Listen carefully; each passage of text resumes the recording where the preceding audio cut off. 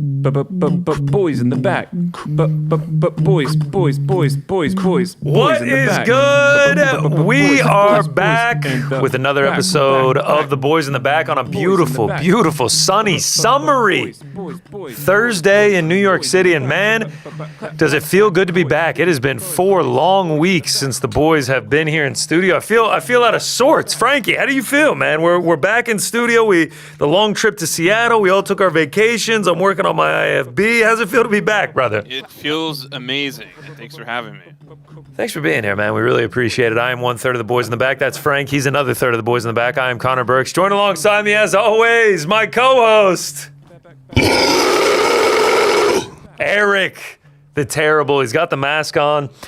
I have to say, like, how do I sound in this thing? Yeah, you sound all right. You gotta get it to where the chin, because the mouth moves.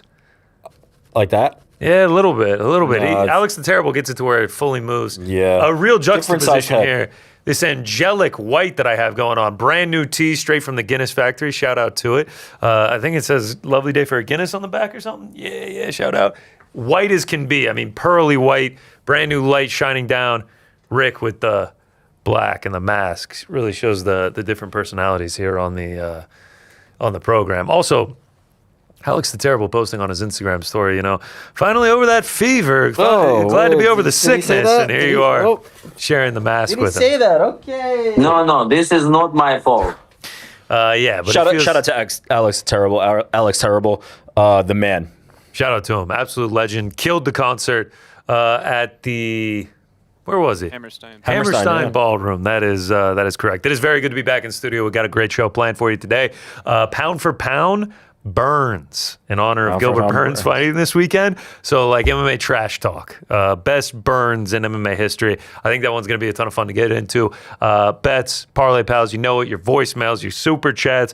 We'll do a Winnipeg preview, and we will also get into the news and notes around the world of MMA. But before we wanted to do that, we let you know on our last show when we were in Seattle from the Muck, shout out to it. The Men in the Muck. That we are now officially our own podcast feed. The Boys in the Back, The Crack, every show on the Uncrowned Network has their own podcast feed, including us, The Boys in the Back. And we said if you left a 5-star review for us, and obviously said positive things, got funny, got weird, whatever, we would read some on the show. So that is how we want to start the program today, to honor our promise. So let's go through a few of these 5-star reviews that got left. I had to finish with a cigarette from Kevin010.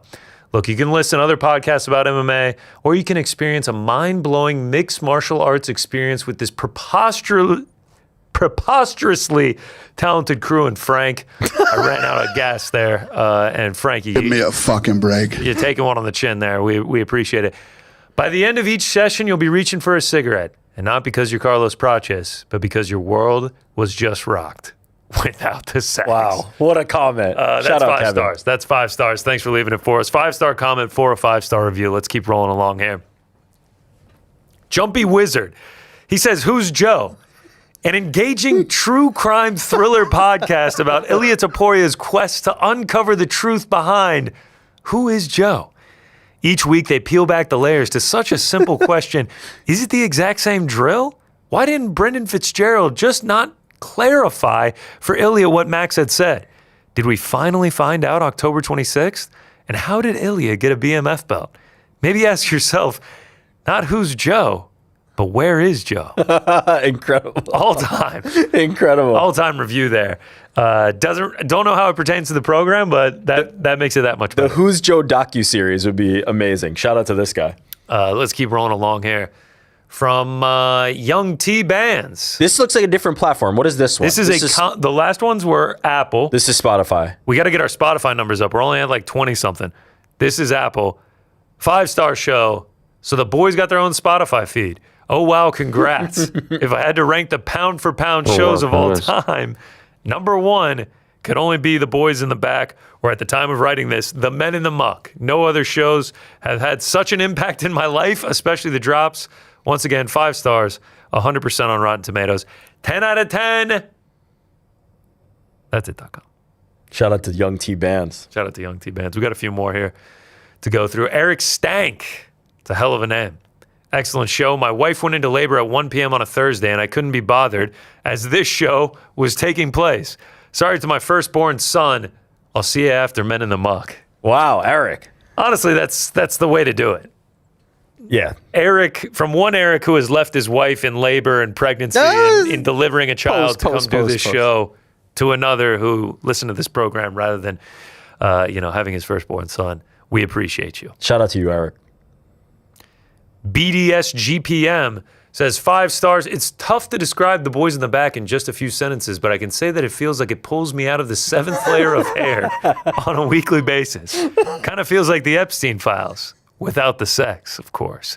Keep up the great work, lads. Love from Australia. Wow. Without the sex. I feel like having the Epstein files in a review of our show is probably not ideal. But if it's without the sex, then it's all good.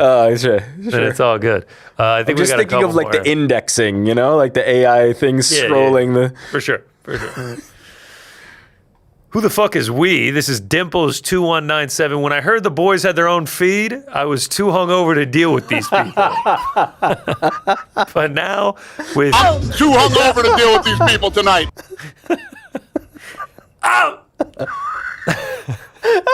But now with peace and love, I'd like to offer my, congrats. But hey, ain't that what journalism is? No, journalism. Journalism is.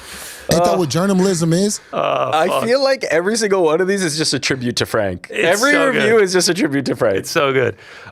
Do we have any more? We'll always support. This is from Mavs fan 00. Been listening for 7 years. Will never stop. I'm still waiting for my artist series poster promised from the March Madness bracket 2 years ago. Though third place finisher with Ariel second. That's here nor there. Forever a listener. I don't know if he's referring to just like listening to Uncrowned, MMA Hour, all that for 7 years. He must be. And that also leads us to another issue. We never sent who even won the March Madness pool. Oh shit! I forgot about that shit. Yeah, we owe him a Free prize Uncrowned back. shirt and hoodie to the winner. We just got to find out who that is. Who's the check? Who is the check, Bobby? Thanks so much for sending those in. We really appreciate them. Remember, we got our own feeds: Spotify, Apple Podcasts. Go leave a review, rate, review, subscribe. 5 stars only. We will only read 5 stars. Don't troll us. We're trying to get those numbers up, support us so, we can support you. Whatever it is. We do support you. I am making a note to look into who won March Madness. I don't want to get a reputation as not delivering on what we promised for these March Madness winners. Yeah, I don't know about this like third place. I don't know if there was a prize for third place. Now I'm wondering about the validity of that comment of the review. But the first place winner from this year, we will send you something. Absolutely. Go in the chat right now. We're pinning the. They're sometimes tough to find. We're pinning the show links for both Apple and Spotify. So go leave us a comment. Leave us a 5-star review and we'll read it. We'll continue to do that as long as we are getting reviews. Shout out to our podcast feed. Feels good. Feels good to have our own feed. All right, let's get into the news and notes from around the world of combat sports. Last night, our very own Ariel Helwani hosted a press conference for Netflix for the Ronda Rousey Gina Carano card taking place next month in Los Angeles. And there were some fiery interactions. There was a lot said at this thing. Specifically, Ronda Rousey toward the UFC champion Kayla Harrison. We're not going to start there. We're going to go back to Kayla Harrison on Jorge Masvidal's podcast that kind of started this whole thing. Take a listen to what Kayla Harrison had to say about Ronda Rousey. Your old mentor's back, fighting, headlining a card on Netflix. Oh my God, bro, do not get me started. Do not call her that. Don't get me fired. Your sensei. Oh, okay. I don't think we should talk about this because I don't think I have anything nice to say. Well, maybe you just sit there and me and Chris will talk about it. Well, I'm lost. I don't know what's going on here. He doesn't know what's going on because she's so fucking irrelevant. So Kayla Harrison saying that Ronda Rousey is irrelevant, despite headlining what could potentially be the most viewed MMA card of not only the year, but potentially ever. Ariel Helwani asked Ronda Rousey about Kayla Harrison's comments, and she had quite a bit to say. Sit back, relax, and take a listen to what Ronda Rousey had to say. And so I was wondering if you saw those comments and what you had to say about them. How are you going to talk about someone being relevant when all you've done is talk about her your entire career? Me or Kayla. Okay, gotcha. I just want to make sure. But I wanted to give you a chance to respond. Oh, me irrelevant or Gina irrelevant? I believe I think she just dismissed me, but she called you irrelevant. And I was like, but you've been talking about Ronda your entire career. So, I mean, obviously that's not very irrelevant. Right. Well, I mean... Well, Gina is so relevant that she's the whole reason that the 145-pound division even exists. And I am so relevant that the only reason she has a job at the UFC is because of me. And Kayla is so irrelevant that she couldn't even keep the 145-pound division around.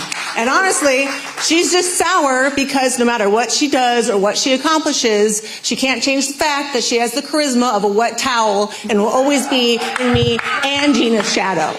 So the next time she wants to talk shit, she should look down at her feet and consider who paved the road that she's walking on. Oh wait, she can't look down at her feet because she's too busy holding on to the belt and a neck brace.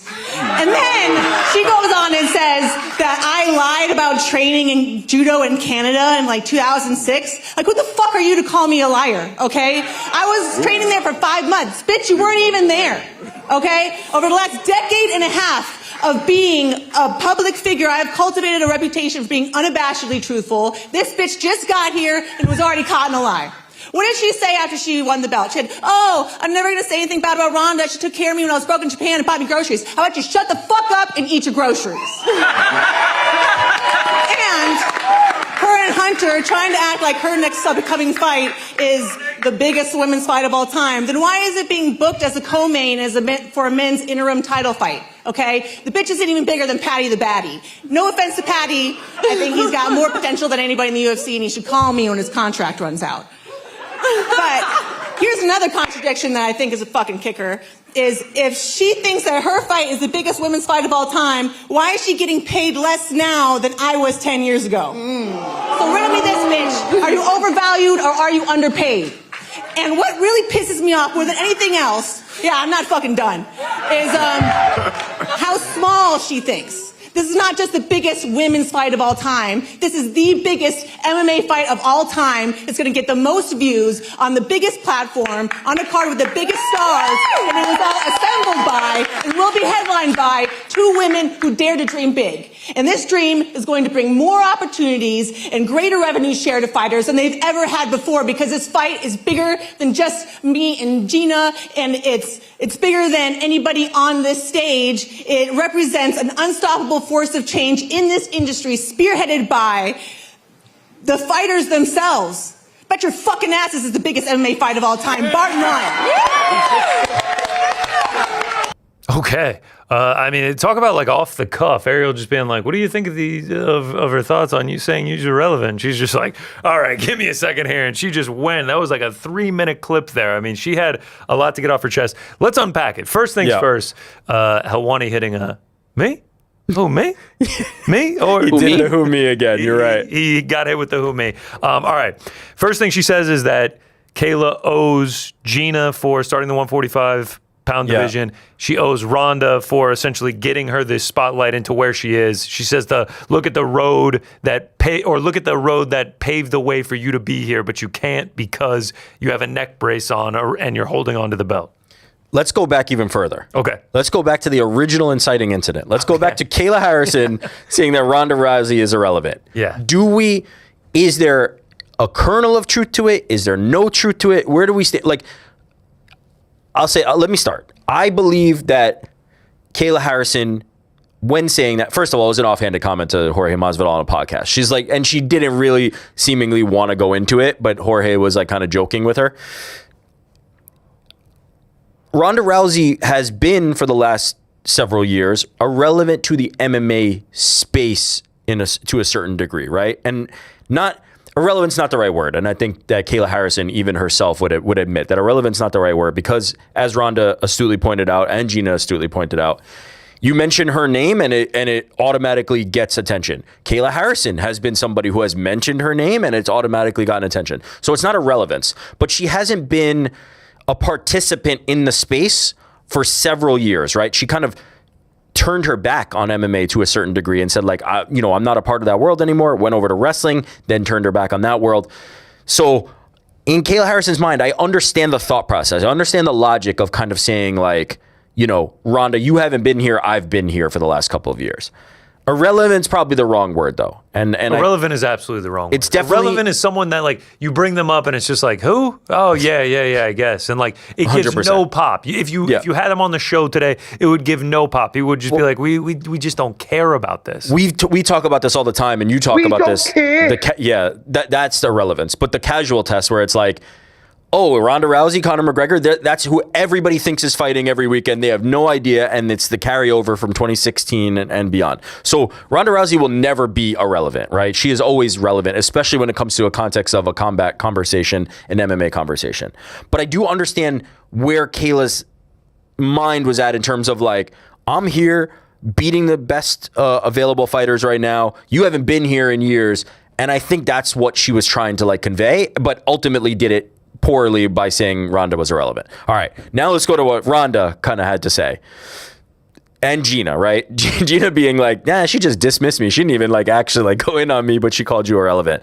Ronda's absolutely correct that like without Gina Carano, there's no Ronda Rousey. Without Ronda Rousey, there's probably no Kayla Harrison, right? Kayla Harrison and Ronda Rousey were competitors in judo at a similar time, but Ronda Rousey opened the door for many, many, many, many women to realize that you could be a high-level UFC fighter, you could be a top-level MMA fighter, and support yourself doing it, make a lot of money doing it, not just somebody who like does it recreationally, right? The men's divisions have been around for a long time and prospering and flourishing, and we see where they are today.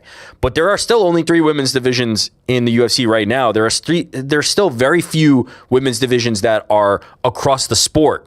And so it's a much more shallow talent pool. It's a much more limited opportunity. Ronda Rousey opened those doors in a significant way from it to be almost no ability to kind of like support yourself in that capacity, and then the ability to do that. Now, it wouldn't be fair to not credit like pioneers like Chris Cyborg as well, right? Chris Cyborg and Gina Carano, who had done this for a long time. But Ronda Rousey blew the ceiling off it the same way Conor McGregor blew the ceiling off it. So Ronda is right to point out, like, there's Gina, who everybody who's a woman fighting today owes a debt of gratitude to. And there's her, who made it much more viable for women today to be competing at this level and make this type of money. Now, when she said 145-pound division for Gina, I'm assuming she was referring to her time in PFL. For Kayla, because Kayla's career primarily played out at 145, right, certainly. Obviously, she made the 135 debut when she made it to 100%. UFC because that's no longer a division. Yeah, and Cyborg. I see a lot of people kind of rebuttaling to Kayla being like, well, she got here after the 145-pound division was gone. But clearly she's referencing her career with PFL. You're saying people are criticizing Ronda for saying the 145. Well, yeah, she's referencing the fact that Gina Carano, Chris Cyborg, others at that time are making 145 a thing. And so Kayla Harrison, who spent the majority of her PFL career, where I would assume she made the bulk of most of her money to this point still, right? She hasn't had many UFC fights. She was making her win and show. Actually, I don't know if she got win and show, but she would make her fight check, her sponsorship deals, and then those $1 million checks at the end of every tournament that she won in the PFL. So she got paid quite well to be a 145-pound champion for a long time. So yeah, completely valid from Ronda Rousey, the criticisms that she's all right, what do you think of the pointing neck out there? comment? Yeah, a little below the belt. And that's the good and the bad of Ronda Rousey, right? I am somebody who, one might call me an apologist for Ronda Rousey. I've always come to her defense. I've always thought that she got an unfair shake from the MMA fan base. This is what I love about Ronda Rousey, though. Like, and she kind of talks about it there. Like, she's not somebody who is known for like playing it safe, not saying what they mean, being protected and guarded and afraid of controversy. Ronda Rousey's going to say whatever the fuck she feels in that moment. And if it's going low on Kayla Harrison talking about the neck, that's what it's going to be. And that's what I love about her. She also said that Kayla Harrison said she would never say anything bad about Ronda Rousey because she bought her groceries in Japan to help support her. And then she says, shut the fuck up and eat your groceries. That was not a bad line. That's not a bad line at all. That was not a bad line at all. She continues to talk about how Kayla Harrison saying her versus Amanda Nunes is the biggest women's fight ever. Yep. If that's the case, then why is she co-maining under an interim title fight? I think originally in the January numbered event. UFC 324, it was under Patty Pimblett versus Justin Gaethje. The exact line was, bitch isn't even bigger than Patty the Batty. Yeah. And then she takes the time to also be like, though Patty Batty has a ton of potential, and when his contract is out, he should call me so he can come work for me instead. It's like promoter and fighter Ronda coming out. Not a bad line there as well. And then I think this was probably the most powerful line from it. She says, what's crazy is she's being paid less now than I was 10 years ago. So are you overvalued or are you underpaid? Yeah. And the theme of this whole Netflix experience so far has been come get your worth, right? We hear it out of Francis. We hear it out of Ronda. We hear it out of Gina. We hear it even out of Nate, right? Like Nate talking about, this opportunity. And so that's kind of been the theme of it. I don't know the accuracy of the numbers there, right? And again, as I said, I think Kayla to this point has probably made the bulk of her money on the PFL side as opposed to the UFC side. She's been with the UFC not long enough to kind of like have reaped those rewards. And the Amanda Nunes fight will be very lucrative, I'm sure. Won $3 million checks? Yeah. Won 3 different times. As I said, she also got paid, her purse to fight. It's not like it's just the $1 million check. And sponsorships and endorsements and all those other things. But I don't know the validity of the number, but the sentiment is right? Which is, you're talking about I'm irrelevant. 10 years ago, I was headlining and making more money than most people could ever dream of. If I'm irrelevant, then what does that make somebody in the position where you are now and you're not making nearly what I made, right? Like she's being vicious, she's being mean, but there's a kernel of truth to kind of like all the things that she's saying, right? If I'm irrelevant and you're a superstar, why are you getting paid commensurate with somebody who's not, right? And why was I getting paid like a star? It's hard to poke holes in anything she said, right? There's obviously some parts where she goes below the belt. The neck thing I think is a little bit like off limits, but that's the Ronda Rousey experience. But she's also been somebody who, over the course of her career, if you come for her neck, she's going to come back 10 times harder. That's kind of the nature of who she is. She is not somebody who's just going to lay down and accept the pleasantries. She will grit her teeth for a second, but then when she thinks about how she's going to respond, it's typically going nuclear like this. The only thing I can think about with all this, like, first of all, transparently, I love Ronda Rousey and I love Kayla Harrison. I like them both. Like, I just think that they're so good for this sport. They are such high-level athletes. Ronda is so incredible as this just kind of like unfiltered, unhinged type of person. It's what she was 10 years ago. It's what she is now. And Kayla is so good as this like relentless competitor, right? I've won gold medals. I am unstoppable. I'm a force that just can't be fucked with. I love that about Kayla. I love them both as fighters and as personalities. So I don't really have a dog in the race. I don't really like have a side to pick in it. But the only thing I could think about the entire time we dissected the points was, fuck, man. There are not people like Ronda Rousey anymore. They just do not exist. And it's so obvious when you see her sitting there that we just don't have this, right? We'll get the odd Josh Hokett cringe press conference. We'll get Sean Strickland going off on a rant about one thing or another. But we really do not have people like Ronda Rousey in the modern day sport. And it's just good to have her back. That's the only thing I thought about. Well, we're going to get into it later with our pound for pound Burns. Yeah. There's a couple people that were missing in the sport in terms of trash talk and, for sure, and mic work. It really is incredible. She ends it with how small Kayla Harrison thinks. She's trying to change this industry. She's going for the biggest fight ever, not just the biggest women's MMA fight or women's fight in UFC history. And she talks a lot about how she wants to change the industry, obviously in that rant as well, trying to, coax Patty Pimblett away from the UFC and everything like that. We'll get into some other things she says, but let's get to Kayla Harrison, who took to Twitter after seeing this last night and also this morning. She says, "Fight me then." It's a good reply. Like when Kayla can hop on the podcast and Ronda can hop on the mic, but at the end of the day, if Kayla's like, all right, then show me, let's do it. That's kind of a mic drop. That's kind of the end of the conversation, unless the next thing is Ronda being like, okay. Yeah. It feels like it would be better in person, being like, all right, so just fight me. Yeah. You can talk for 3 minutes, but just fight me. I don't really need to hear any of this. She said this morning on Twitter, just a couple hours before we went on the air, she says, "Good morning, Amanda Leoa," obviously tagging Amanda Nunes. "I can't wait for us to have the greatest fight of all time and take women's MMA to a whole new level. The best versus the GOAT." So obviously kind of just like poking fun at Gina and Ronda. I don't know. I don't know. Also, careful wording there, right? Yeah. The greatest, Yep. not the biggest, right? Like Ronda and Gina have been saying that this is going to be the biggest, the most important, and Kayla going for greatest. I can't lie. The only thing this makes me want is a fight between Ronda Rousey and Ronda Kayla Rousey's Harrison. setting herself up in many ways here with the trying to build a promotion, trying to get in the MMA world as sort of a leader of the industry and creating fights herself, and then also as a fighter. I mean, there's if she wins this fight on May 16th, there's going to be plenty of options for her afterward. She looks in fucking incredible shape. Like, she's a massive favorite too. Yeah, she's a massive favorite, as you would be, right? Gina has just been out of the game for such a long time. Ronda has had a personal journey, right? Multiple children, like the WWE thing. It's not like Ronda's just been on the sidelines and just removed from it, but Gina has also had just such a tremendous thing. She sat here with Ariel yesterday and talked about so many of the difficulties she overcame and all the weight she had to lose and her health, her mental and physical health, and the things she had to overcome.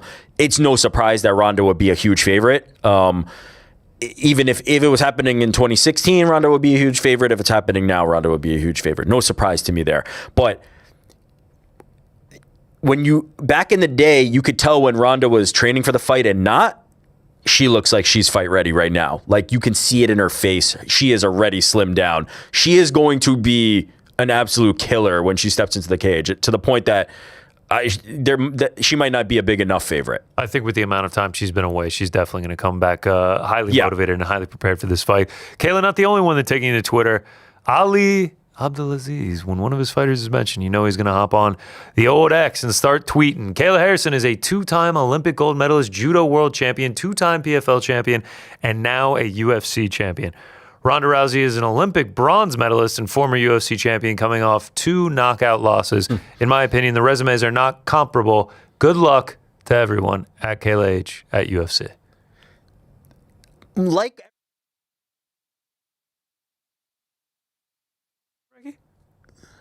Our mics are down. Oh, okay. Frank, you all right, man? What's up, man? Let's just keep going. Can we put that tweet back up? Like everything that we've been talking about with this topic, there's a kernel of truth here, right? Which is, I don't know. There's a kernel of truth here, which is Kayla Harrison. Right, Frank? Fuck, I'm trying to keep the train on the track. Yeah, I'm sorry. We had to address it. He got into our ears and was like, "Your mic's down." Yeah. Mid conversation. Kayla Harrison, if you're looking at the scope of combat sports, Kayla Harrison has accomplished an insane amount, right? And there's few people that could kind of boast the things that she's able to boast, right? You're talking Kayla Harrison, Clarissa Shields, Henry Cejudo, like that's the level. That's when you're talking Olympic gold, when you're talking these are the people that shined at the brightest moment for their country. These are like the few names that you can really kind of like point to. And it's perfectly right to be like, look, if we're stacking up the accolades, I like Ali Abdelaziz, obviously biased, has Kayla Harrison under his management team and says, I like the horse I've got in this race. If you're measuring though, like, the impact, if you're measuring impact, innovation, money, reach, notoriety, that is Ronda Rousey. If you're only counting sporting accomplishments, it's Kayla Harrison. Yeah. And it depends on what the forum is, what the debate is, what the nature of the conversation is. They're very different. Even though they come from the same world, even though they've crossed paths, on the judo scene, even though they were teammates, their paths were so different. Their opportunities were so different. I think of them as very distinct. I don't really see similarities.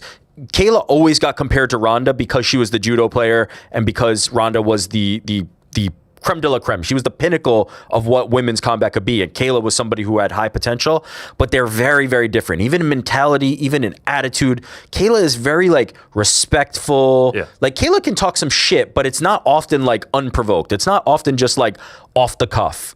I want to see that fight really bad. I want to see that fucking fight, man. I don't think we can. With the way that Ronda Rousey has treated the UFC during this press tour, I can't imagine she's going to work with them. Let's be accurate, though. It's not really the UFC she's treated. It's Hunter Campbell. She is going fucking in on Hunter Campbell. Like, that is the... Wasn't she on Good Morning America being like, yeah, Hunter Campbell's a fucking idiot. And like George Stephanopoulos or whatever his name is, just like, who the fuck is Hunter Campbell? Who's Joe? Did she say Hunter Campbell? Shout out to Hunter Campbell. You're 100% right. Somebody sent me that clip, and we were talking about like the fact that they have no fucking idea what she's talking about with Hunter Campbell. Like, this is not for that audience. Oh, it's deep level stuff. Yeah, that's MMA hardcores. But would you put it past the... Look, Ronda Rousey, I don't believe she's irrelevant. I believe this fight's going to do very well. I wouldn't put it past the UFC to let bygones be bygones and bring her back. And we know her close relationship with Dana White. No. I'm more saying I don't think Ronda would come back. With the way that she's talking about it, they treat their employees like shit, everything like that. They don't pay shit, blah, blah, blah. I'm trying to change the game for all fighters. I wonder if it's fair. I would point to, like... Is UFC? I don't know if I want to go here. UFC is in this money-saving era. Does it feel like they're going to come more correctly than they did for the Netflix card? That's fair. Would they spend for Ronda Rousey is the question that she asked them, and they answered no. If there was if that changed, then I do think Ronda would be willing to come back. We have look, Francis Ngannou, when he left the UFC, his platform was, I need to be shown respect. I want fighters to have these opportunities and these things and these things. I don't think ultimately any of those things got put into play at PFL or UFC, right? I don't think that Francis's mission that he had kind of laid out ultimately came to fruition. He started the PFL Africa thing. That was great. I hope that they continue that. I hope that PFL Africa continues to be a platform for fighters. But he had also the minimum contract that his opponents were going to get when he was fighting for PFL. I don't ultimately know that there was some like wide sweeping change. Ronda Rousey is talking about things that are very difficult to enact, right? We'll talk a little bit later about the fight purses and what she structured and was, part of kind of crafting for some of these fighters. But to change an industry in that way, to make it so that the lesser are getting more and all those things is very difficult, and even more difficult when there's not a union and collective bargaining and all those things where people can kind of come together on it. So at the end of the day, is Ronda Rousey going to die on that hill if the UFC goes, we got a lot of money for you, we changed our mind. You changed our mind once again. Ronda Rousey is famous. The famous story of Ronda Rousey is Dana White saying, I don't want women in the UFC. You will never, ever see women in the UFC. And then Dana White changed his mind. I wouldn't be surprised if they changed their mind again and say, you did it. Netflix was fantastic. You're back. You looked better than ever. There's fights for you. Kayla Harrison's been sharping that. She doesn't really want to make any more cuts, but she could probably do one more fight. We want to do it for you. If they came correct on the money, I could see Ronda Rousey doing it, no matter what she said to this point. Another argument I would make on the changing of the mind and everything, that was Dana White of like 15 years ago. Yeah. He's a different guy now. Well, her relationship with Dana is still good as far as I know. She continues it's still good, but like in terms of like innovation and trying to get the best fights, Dana White is not there anymore for the UFC. The UFC is not there either, right? Yeah. The UFC isn't in that business. But here's what I'll say. If we see Conor McGregor this July, which everything seems to be pointing to, and I believe maybe they will start to be back in that business sometimes. And that's all I could hope for. If Conor McGregor gets his payday, that tells me that Ronda Rousey could also get her payday. Fucking maybe they see like you get a Hamza card, a White House card, a Conor McGregor card, an Islam card, and you kind of get that juice back, and it's like, damn, we were really missing something, eh? When Kayla Harrison fights Amanda Nunes, if she wins, you're kind of out of women's fights at 135. Like, that is it. Like, because Amanda probably ain't sticking around. Kayla's probably not sticking around unless something like really changes. No, I don't think that's the one. And so if you want another fight, a big fight out of a 135er or 45er, that's the one to make. So I don't think that it's set in stone. I don't think anything that she said is irreversible. I think we've seen the UFC bring back people that they have said some of these things at. Fuck. Sean Strickland is talking about UFC pay in the UFC. Yeah. I don't think that would be impossible. We will see. We talked about Ronda talking about fighter pay. She talked about how much the purses are going to be for this Netflix card. Take a listen to what she had to say. I think it's really important that we raise the ceiling, but also that we raise the floor. And one thing that I'm really proud of in this fight is the absolute minimum that anybody will walk away with even if they don't have like a big long record, and even if they lose, is $40,000. And if you fight 3 times in a year, that is much more than a living wage, and that is something that the UFC cannot say. And I hope that everybody sitting here today is getting the biggest payday of their career. And, well, maybe not for you. Maybe you've done better before. But in MMA, hopefully, not against Conor McGregor. And I hope that after this event, we can keep raising that ceiling higher and higher and higher until it is on par with the highest level boxers, because that is really where the holy grail, I think, for us is, and this is just the beginning.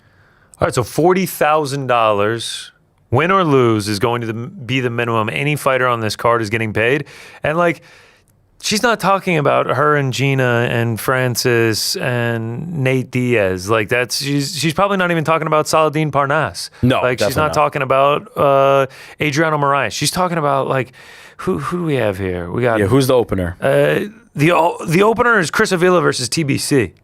TBC is about to get $40K no matter what. Yeah, like Jade Masson Wong, who has 5 professional fights, is getting $40K. At the very least, it may be more. Albert Morales, who's 19-10.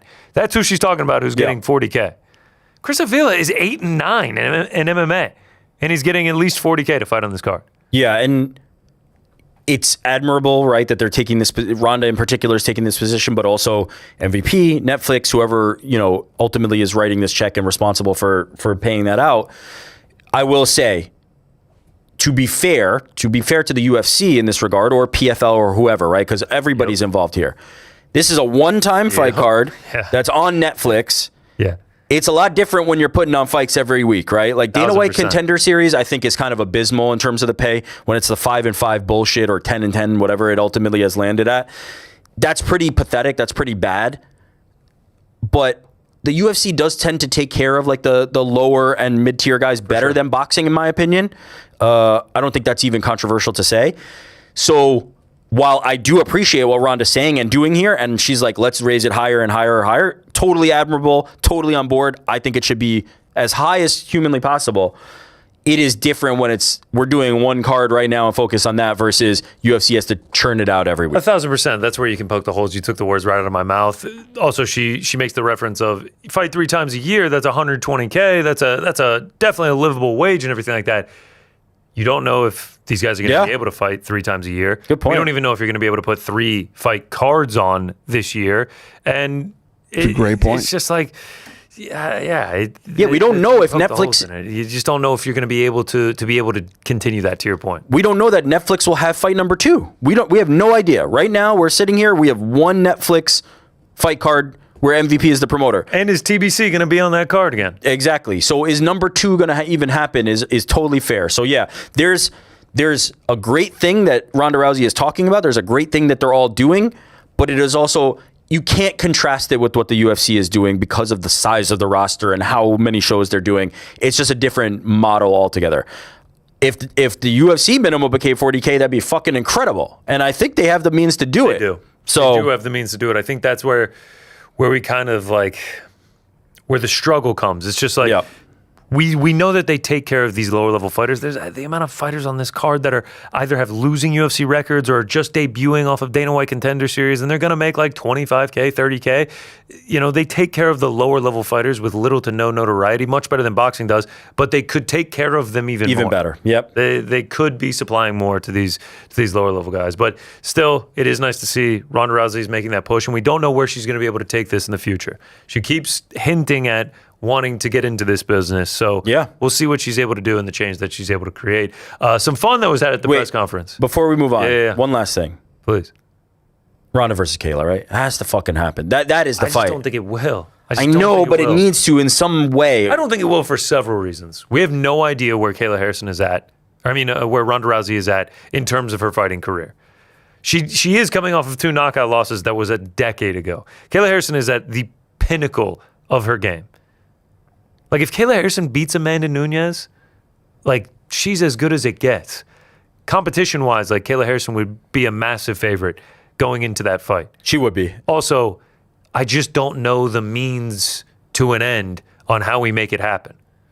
Yeah, I mean, without Kayla fighting out her UFC contract, it feels very hard to make happen because it would have to be Ronda coming into the UFC. Exactly, because Kayla Harrison is happy with where she's at in the UFC.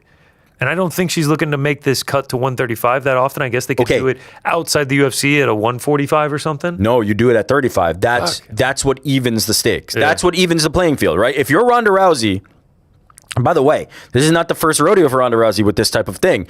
Chris Cyborg had been hounding the UFC and everybody else for a fight with Ronda Rousey. And Ronda Rousey's thing was, that's fine. I will fight you, but I am a 135-pound fighter. If you can get to 135 pounds, I will fight you. Chris Cyborg was not able to get to 135 pounds. Very obviously so. Chris Cyborg is a 145-pound fighter. That's like clear as day. I've always thought Cyborg versus Kayla was a fight I wanted to see. They are much more comparable in size. Now we have seen Kayla Harrison make 135. She will probably make it one more time for her fight with Amanda Nunes. If I'm Ronda Rousey, I say, I will fight you, Kayla Harrison. You have to meet me at 135 pounds. I will not give up the weight. And that would even the playing field, in my opinion. I just think there's this argument to make that Ronda is in a very winnable fight here against Gina Carano. For sure. Against the woman that she has advantages over anyway that we haven't seen in 17 years. Yep. You can't make the same argument against Kayla Harrison. So you have to get that one advantage, and that is the weight. I can get the one thing. And I'll take it. Yeah. We'll see. I want it. I want it so bad. It's no. I want it so I also think the build bad. would be great, and I think Kayla Harrison steamrolls her. Yeah, we'll see. I don't know if we will see. I don't think we will see. We'll see if it ever happens. All right, we'll talk on some fun stuff that happened at the press conference. Ronda, Nate, locker room, things went down. The way you phrase that, I feel like we could do better than Take that. a listen. Do you think there's just a fundamental difference in some people think? There's just a fundamental difference in some people think. That's oh man, I hope that isn't the news for today. I'm gonna be completely honest with you. I shared a green room with Nate, and I forgot I was gonna come do this. Here with me.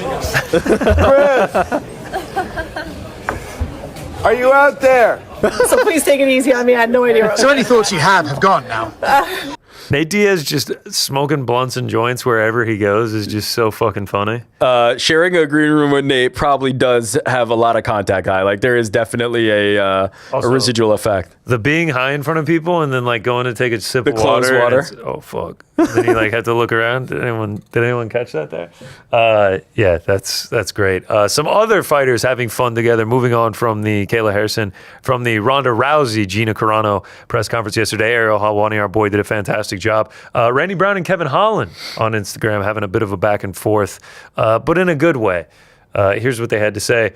Randy Brown said, "I thought we were going to be friends now." Kevin Holland says, "Nah, we're buddies, but you blacked my already black eyes." Randy responds, "I'm at Jamaica Carnival icing my leg. I can't even dance on no big butts. You deserve that black eye." Kevin Holland says, "Damn," and no invite. Who screenshotted this and liked the Randy Brown can't dance on no big butts comment? Dan, was that you, bro? I found this one on social. You can't blame Dan for this. I was gonna say Dan's a little freaky back there. Good to see though. Good to see them, like having fun. They together. seem like guys who would get along, like Randy, for sure. Randy and Kevin. Just like kind of easygoing dudes that don't take the fight game like that seriously. Well, to an extent, but more just like the idea, like they're just chill. They're just here to like do the job, and I like that. I hope they can be friends. I like this like budding friendship. Maybe Kevin gets the invite to Carnival next time. Two other friends in the fight game, big stars, Arman Sarukian and Hamzat Chimaev. Heard of them? Arman was recording some sort of promo or something for social, and Hamzat butted in during it. This is my time. This is my time. Smash everybody! Kill everybody! Everybody! I come here for everybody! Kill everybody! Imagine trying to be tough. Also, imagine being Arman Sarukian, like jacked, incredibly skilled, incredible fighter, and trying to be tough, and then Hamzat's just like cackling, fucking cackling, soft ass. I like how Arman gave it back to him though. The smash everybody. Man, that must be a scary room. Right when it's Armin and Hamzat in the room. Yeah, did you see? DJ had obviously already done a training with Armin, and he released one last week when I was in Ireland. I didn't see it till last night. I got it bookmarked to watch it when I get home. He did a training with Hamzat as well. Yeah, I'm sure that went swimmingly. I mean, also you add in like Roundtree's in that room. Yeah, the fighters that stop by that join in. That's a scary place. Shark to be. Tank. Shout out to Santos Studio. Got some great fighters over there. Ryan Garcia was live streaming Twitch. I don't know what he was on, but he shared some details of his next fight. Take a listen. No, when's your next fight, brother? It's gonna be in August. We'll go get it. Yeah. No, that's not our. That's true. We're gonna have it in Vegas. We'll get it. He left his passport. For real? For sure. Oh, bro, front row, I got you. Who you fighting against? His name's Connor Ben. Okay. He's from the UK. But I've been out of the game. Yeah, we're gonna eat that up. We're gonna eat that up. Yeah, Connor's about to get blasted, guys. I'm a bet on that. Please do. Make yourself a little more extra. Connor Ben, August, Las Vegas. Ryan Garcia. That'd be a massive fight. What? Oh, I thought you were going to continue. No, that was it. Yeah, it would be a massive fight. I don't think we're going to see Shakur versus Connor Ben. I think that would be an unwise move for Connor Ben. I think honestly, this is a more winnable fight. Is it even though? The Connor Ben performance has me wondering. Well, even if it's not a more winnable fight, it's a bigger fight. More eyes Ryan's will be name, on this. Yeah. Than Shakur. Shakur is not as big a name as Ryan, no doubt, but he's still a big name in the boxing world. He's the one that has a huge name. The level of respect, right? He's the pound for pound list guy. But if you do the spectacle, look, I'll put it this way. I think Connor Ben needs to start cashing out, right? Like he's gotten 2 huge fights done with Chris Eubank Jr. He's gotten a huge Zuffa boxing check to be on this Netflix card under Tyson Fury. Ryan Garcia feels like the inevitable next step of that. Continue to make as much money as you possibly can. I don't think world championship aspirations are kind of the future for Connor Ben. I just was not impressed by the performance against Regis Prograis. Ryan Garcia is one of the biggest names, if not the biggest name you can get. That's a reasonably the same size that you can make a lot of money with. I'm all for it. That seems like the right path for Connor Ben. Some other news. One Championship has cut 3 senior figures from its leadership team, VP Rich Franklin, SVP of Competition Matt Hume, and COO John Scheller, according to insider reports, following a string of financial issues and event cancellations. Not a good sign for One Championship, which kind of feels like it's on its last legs in terms of the MMA part of the organization. And now you have these reports coming out that they're suing Rod Tang for like 21 million USD. It's just not a good spot when just a few years ago they were signing with Prime and they had DJ and we were going to premiere viewing parties. Me and Frank were here in the city. It felt like they were kind of gaining some momentum, and now that all feels like it's gone. Yeah, they were trying to make their push into the U.S. market. They were doing all these Denver shows. Yep. I remember watching Thursday Night Football, and Al Michaels or whoever it was just like, make sure to tune in Saturday on Prime. One Championship from Denver, Colorado. When guys like Hume and Franklin, who are like the OG guys that they brought in, are getting cut loose, not a good sign for the health of One Championship. I don't, maybe we'll hear from Chatri on this. Maybe we'll hear, some details, but you do have to be pessimistic about the future of One with all the stuff that we're kind of hearing right now. One last thing on the Kayla Ronda pay, that. Chris Cyborg has weighed in on Twitter, and she says that Ronda made $160,000 disclosed purse for her third fight in the UFC, $55K base, $55K bonus, and a $50K performance of the night. Kayla Harrison made more than that in her MMA debut. I don't believe that Ronda Rousey's reported her disclosed purse was the money that she made for her fights. I don't believe that for 1 second. Yeah, I don't have a clue. That is the era of the locker room bonuses, the extra money on the side, pay-per-view. Checking the mailbox. Yeah, this is not probably what Ronda Rousey took home for her first fight. Maybe it was, but it's definitely not what she was taking home in later fights. Chris Cyborg feels like the odd woman out of this because she, for me, she's one of the pillars of this, right? It's like there's Ronda, there's there's Amanda, there's Cyborg. I think of those as the three. I think Kayla can enter that conversation with a win over Amanda Nunes because that would kind of like be the springboard into it. Then there's like under that's like the Holly Holmes, the Misha Tates, that level.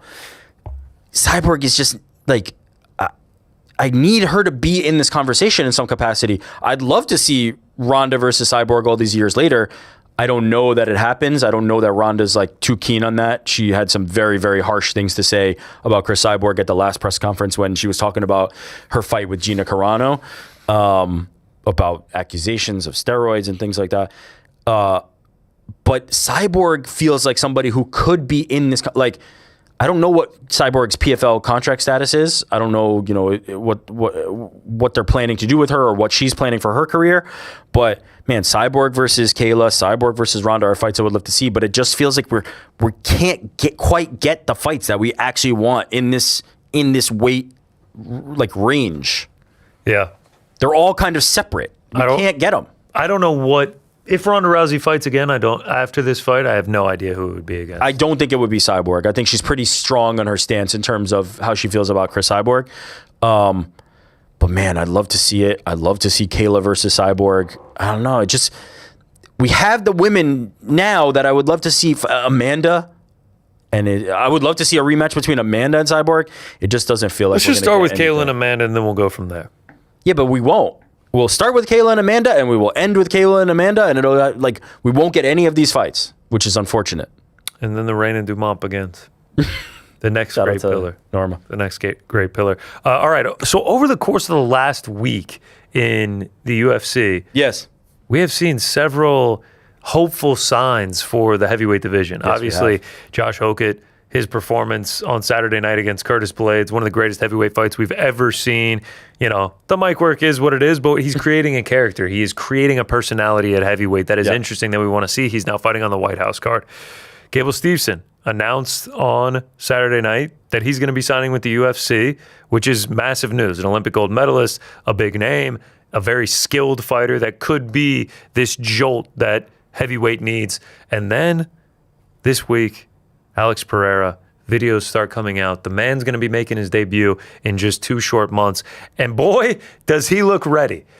I think this is a White House promo or a UFC 6 promo. I don't know what it is, but it's essentially like a third belt promo. The dude looks like he's been eating good and been hitting the weights. Thicker than a Snicker. Huh? This man ain't never even thinking about 185 again. No. Definitely not. He is absolutely massive. He's a huge dude, period, when you meet him in person. But like when you see him this big, it's a horrifying thing to think about. We also have him hopping on the scale. What do we got? We're getting in the range of like we might have to hit a little baby weight cut to make it to the heavyweight limit. What is that, 140? I think 140 kilos, which is 251 pounds. My God. Yeah, we might have to hit a little weight cut. You're right. A little baby weight cut to get down to the... What if Alex Pereira weighs in by the time it comes around? 265? 265. Jeez. Cyril Gane's... Is he going to be bigger than Cyril Gane? That would be fucking What crazy. is Cyril Gane's last weight? If he can keep the speed, the power that those hands could hold come June 14th is frightening. Also, shout out to Alex Pereira. We haven't been able to say this because we did the show already. We drove into Seattle and we were in our rental car and we were just driving through downtown Seattle and Casey was like, "Oh, is that Alex Pereira?" And it was just Alex Pereira just on a street corner putting on chapstick. He was obviously there for his teammate Yusri, but hilarious just to see. Okay, these are the last 3 weights for Cyril Gane. You ready? Yep. For Tom Aspinall, 247.5. Holy fuck. For Volkov, 245.5. For Sergey Spivak, 250 on the dot. For John Jones, 247.5. For Tai Tuivasa, 247. For Francis Ngannou, 247. He's never weighed 250. One time. There's a chance that Alex Pereira is going to weigh more than Cyril Gane on fight night. Yo, that's crazy. And I wonder how much Alex Pereira is enjoying this, like, not needing to cut, not needing to... He's definitely enjoying it. I do wonder, though, if this is more of like, I'm bulking, and then he might like slim it down a little bit. We're gonna see some abs by fight week, maybe. But, yeah, heavyweight Alex Pereira. Okay, you teed it up. We're hearing like Hokett's performance, the signing of Gable Steveson, these images of Alex getting this big. 2 months ago, maybe even less, we were like, heavyweight's done. You also say all this. Tom Aspinall's getting back in the gym. He's starting to hit pads. I need a time frame. I need a time frame from Tom. Yeah, but it could be coming soon, man. A couple weeks ago, it was just like, I can't see anything. I can't even drive. Now he's hitting pads. Fair. So Tom Aspinall potentially returning. John Jones even seeming like he wants a fight now again. Remember John saying recently, he says he's out of retirement? Yep. Okay, so we buried the heavyweight division 2 months or less ago. We had a thumbnail that said heavyweight's over. Heavyweight's dead. Help us. Like, it can't be saved. Has it already been saved? I don't think it's been saved just yet, but I think we're heading in the right direction. And you want to know? I think in 2 months we'll know whether it's saved or not. You got Volkov versus Waldo Cortez Acosta. Yep. Waldo Cortez wins that fight. Probably He's title now challenger. Demanding for a title shot. He will have gone on an insane run. The only loss being to Sergey Pavlovich. Yep. Josh Hokett at the White House. If he beats Derek Lewis. If he beats Derek Lewis, you now have a new title contender. A man who is banging on that door to get a title. Who puts on exciting fights. Yep. Alex Pereira. I don't care what you say. If you're the UFC, you want Alex Pereira to win that. You want him to get that third belt. You want that massive superstar at heavyweight, that knockout power. Because I imagine if he's beating Cyril Gane, it's probably not outpointing him over the course of 25 minutes. Not. I think it's probably going to be him with that left hook, ethering. You don't think he's going to wrestle Cyril Gane and choke him out? With the size, you never know. Maybe we get D1 Peloton. Glover trains him. If all three of those things go well, and then Gable Steveson makes his debut in emphatic fashion, and all the while, Tom Aspinall is slowly and surely on the road to recovery, and we start getting murmurs of like, all right, Aspinall's going to be back in September, October. Heavyweight might We could be back. We could be back at 265. Is it deep? No, but like it's better than it's been in a while. You don't need deep necessarily, as long as the mix of like the Hokett, Pereira, Steveson, Aspinall, Gane, Jones level guys are all together. And then you slide Waldo Cortez in there, just, he's kind of earned that opportunity. Fast forward to Volkov dub, Derek Lewis dub, Cyril Gane, boring 48-47 split decision. Gable loses his UFC debut, so John admits that he's retired. And now we have no timetable for Tom. No, if Gable loses, I think John's back. I think John's like, nah, fuck this. I'm taking Gable this shit loses back. to Sergey Spivak in his debut, and John Jones says, I'm coming for revenge. Sergey Spivak! I gotta come back and fight somebody. Oh, fuck. I don't think we can say that it's saved, but we've got seeds. For the first time in a while with heavyweight, I'm hopeful.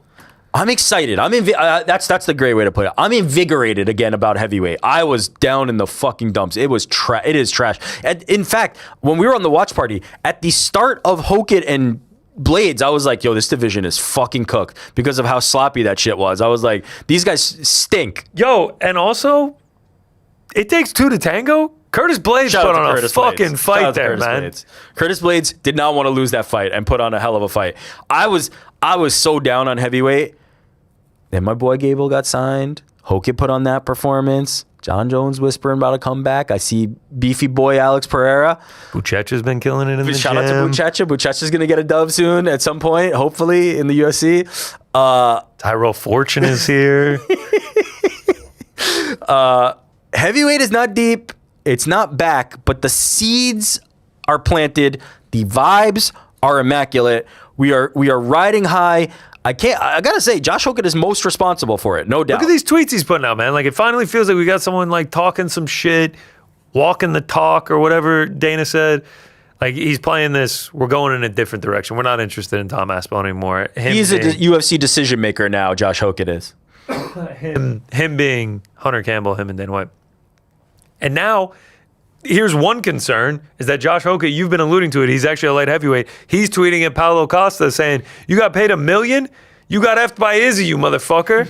I'm going to take everything from you one day at Bohashinia. I do like the Hokett Paulo Costa rivalry that's brewing. Yeah. That could be a hell of a scrap too. He also planted the seeds of like Carlos and Yuri. Remember during fight week when he's walking by, he's going after all the 205ers. It feels like he's a 205er. I gotta be honest. Yeah. And so we're putting him in the saving heavyweight category for now, but I do feel like his future is probably at 205. But you got that Derek Lewis fight. That'll vault you into, title contention if you get that done. He's already, what is he, 5? Yeah. After beating Curtis Right now the Blades? rankings are Aspinall champ, Gane, Volkov, Pavlovich, Waldo Cortez Acosta, Josh Okut. Yeah. Josh Okut at 5. Waldo Cortez could be 2 a month from now. Fucking Waldo All right, heavyweight's Cortez. back to cooked. I lied. Salsa boy could be number 2. It's back to cooked. Bro, this guy is 17-2 now. Shout out to fucking dude. Salsa boy, man. Got it through the mud. What a career resurgence, man. Yeah. Since the Pavlovich loss, 3-0, all 3 wins by knockout. Fucking hell. The guy's doing it, Folded man. Derek Lewis with a jab. Fucking hell. Yo, I watched the replay of that when they announced the Hokut Derek Lewis fight. Josh Hokut's gonna Derek Lewis is not who he once was. Not like you say folded. He just kind of knocked him down, and Derek Lewis was like, "I'm good. I'm good. I had enough of this." Donald Trump's favorite fighter. People talk about fighters quitting when they take a massive knee and legit get crumpled. It's you quit, bro. Derek Lewis actually just quit. He threw a big overhand right, missed, and then Cortez just tapped him with a jab, and he was like, all right, I'm done. But that's the fun of Derek Lewis. He will now follow up that performance by decapitating Josh Hokut potentially.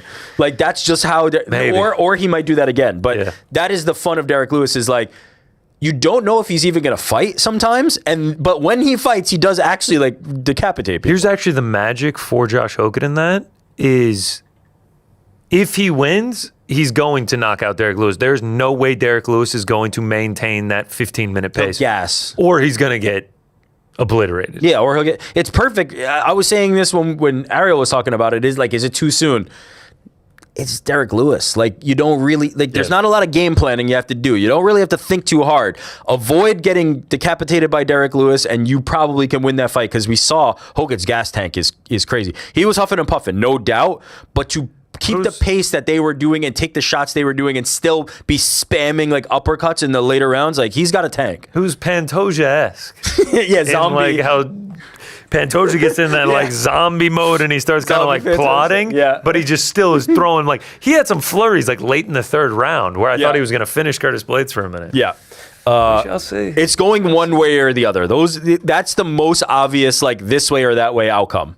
This is a nice transition to the Winnipeg card. Okay. Look, the UFC has had a great last couple weeks, and we could be looking down the barrel at a fantastic summer. Yes. And I'm wondering in 4 months, post the Philly card, how we're going to be feeling. Is it man, the UFC's fucking back, baby. We are riding high. What's next? Big fall. MSG is going to be fucking badass, blah, blah, blah.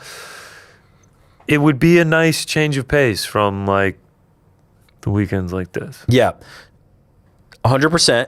327 gave me a little boost. 327 gave me I think Seattle too. And you're right. Seattle and 327 back-to-back gave me a little... And Moicano winning as a big dog and getting on the mic and being yo, what the fuck am I doing here? Shout out to Renato Moicano. He's who the fuck is Chris Duncan? I got a YouTube channel, man. This doesn't help my was YouTube channel. Was on the pod with Shout out to him. Jorge Masvidal. All right, let's get into this weekend. UFC Winnipeg, Gilbert Burns, Mike Malott. Yep. Welterweight clash. Gilbert Burns has not won in 3 years. He is on a 4-fight losing streak. He's getting ready to turn 40 this year. It's not great. Still holds the number 11 spot in the welterweight division. That's neither here nor there. It's an opportunity for Mike Malott. But let me play devil's advocate. Please do. Let me play devil's advocate for Gilbert Burns. Yeah. The losses are two. Yeah. As follows. Okay. Michael Morales. Absolute killer. Undefeated. Number 3 undefeated contender. killer. Well, disputed undefeated, but killer. Oh, yeah. I forgot about that. That Tapology bullshit. Undefeated. Number 3 contender. Sean Brady. Savage. 18-2. Number 1 contender, Savage. Number 6 contender now. Previous. I know, but they really did him dirty with that Michael Morales loss. They were Jack Della Maddalena. Former champ. 18-3. Number 1 contender. Former champion. Bilal Muhammad. 24-5. Former champ. Number 4 contender. Former champion. And he was hurt. Gilbert Burns was fucking badly hurt in that fight. He couldn't even fight. These are not the Charles Radkes of the welterweight division. By the way, what's the one before that? What was the one before that? Jorge Masvidal? Hamzat Chimaev. Hamzat Chimaev? No, because he beat No, Jorge. the loss. Oh, the Loss. loss? Fuck, yeah. Fuck. This guy really is just losing And to what's the fucking loss killers. before that?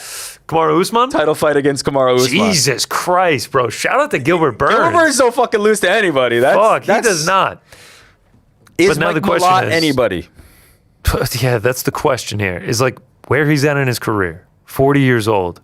Hasn't looked great in these losses either. The Jack Della one, he was winning looking that really fight. good in that fight. Michael Morales, no. Nah, man. It's hard to look at Yeah. Michael Morales. It's always one round. Yeah. Sean Brady didn't look that great there either. Yeah. Bilal Muhammad, was that the one where he came in injured and it was kind of just Extremely like an injured. out point? It was on 5 short round? notice. He was very hurt, and they just did it. They put it on there. I think we're discounting Gilbert Burns like a little too much. I think if he's healthy, he's gonna come game. Ultimately, I just don't know where he's at in his career, if it's going to matter. Mike Malott is on this ascension. Now, his last win is also shrouded in controversy. With, he hit Kevin Holland in the nuts 3 times. At one point, like, Kevin Holland is one of the toughest sons of bitches in the entire UFC, and he had him in the fetal position holding his nuts. Yeah. And he had to continue to fight through that, and he only won 29-28. Didn't get any points taken despite hitting him in the nuts multiple times. I just kind of feel like with the runs that both of them have been on, Gilbert Burns is getting a little bit too written off here. But there's a world where if Mike Malott runs through him, it's just like, okay, Gilbert Burns is just cooked at this point. This to me is the biggest like stay away of all time. Oh, the yeah. biggest like I don't know where either of these guys is truly at. As you said, like Mike Malott is somebody who's been exciting people as one of the Canadian names that people can stand behind, but he's not like a young dude, right? Like we think of him as a prospect because he hasn't been in the UFC and in MMA for a super long time. But what is he, 34, 35? 34, yeah, which threw me off, man. Yeah. In my head, it feels like he's 28. Well, because he has the first of all, he looks like a young dude. He's just a handsome young kind of guy, but he has the feel of somebody who is like a prospect that we're like, oh, I can't wait to see how this guy progresses through his career. We're at the do or die time already. That's just the reality of this situation. It is now or never for Mike Malott. He's going to be 35, and it's not exactly like he's going to be Gilbert Burns before he blinks, right? That is coming very fast. And so this is the do or die time for Mike Malott. I do think Mike is still very dangerous. I still think Mike is very good. On his best day, he's not beating Gilbert Burns. Gilbert Burns on his best day. I thought you meant Mike Malott on his best day. No, Gilbert's best day, yeah, that version of Gilbert Burns is beating Mike Malott. It has been so long since we saw that best day from Gilbert Burns that I don't know if Gilbert Burns has that anymore in him. And so it's really going to come down to that. Like if the Gilbert that we know shows up, it's going to be very difficult for Mike Malott. Gilbert's a capable striker, powerful striker, and then on the grappling, it's just night and day. Like that dude, people don't really like think of him that way because he spent the majority of his UFC career trying to knock guys out. But when he grapples, he's filthy with it. And so it could be hard. I mean, we also saw, against Neil Magny, sort of gatekeepership. Yeah. The test for gatekeeperdom. He failed that one by losing in the 3rd round. Come on in, Frankie. Frankie, come on in. It's all right, man. You can interrupt the show. Come on in, Frankie. Yeah. Here we go. There it is. Yep. Frankie bringing in the water bottle. Tried to be quiet about it. Door squeaking like fucking all hell. Thank you. Standing in the corner looking all awkward. Now, to be fair to Frank, that was my mistake. That was my fault. I was a little late to the chair. Forgot the water. Thank you. A little to Frank late. It was like 11. It was like 12:59 here. I also have to shit on Frank a little bit just because we can't give him full reprieve. Sure. He handed me the bottle and was like, "Bring this to Rick." Completely empty, and I was like, "You want me to bring him an empty bottle?" And he was like, "Yeah, he'll get it. He'll get it." Well, thankfully Frank got it. All right. So at the end of the day, I'm taking Mike Malott, but what's the line on this one? Surprised. He's now dipped under -300. It's like -280. Mike Malott. I think you're right that Gilbert Burns is being undervalued a little bit just because of, as I said, how well-rounded the skill set is. When he grapples, he is a fantastic grappler. We saw it in like the Wonder Boy fight. Like when Gilbert really commits to that, he is fantastic there.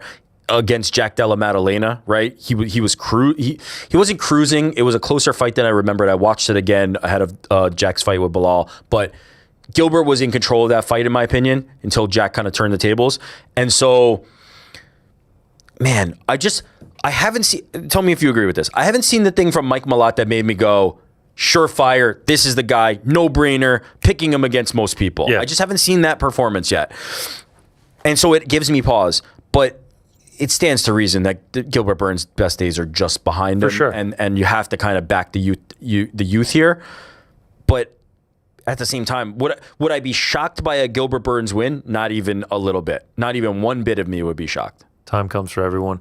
We all just await the green lines from JT Lines on Twitter. Yeah, we'll see. Undefeated so far. What's your prediction on who's going to have the straight line? I don't know. Will they both? What happens if they both have a straight line? Nah, it would never. It would never. He's the master of the straight lines. He's the one that makes the predictions. We just have to wait and see. We have to wait and see. Can he keep the record? We're April now. We're getting late into the year to remain undefeated. It started at the very beginning of the year. Yeah, I think he's maybe missed one or two. Maybe the lines just weren't speaking to him, but maybe that's when they had the double straight. Maybe you don't go for that. We will wait and see. People demanding an FBI investigation if it's Gilbert Burns and Gilbert Burns comes out victorious.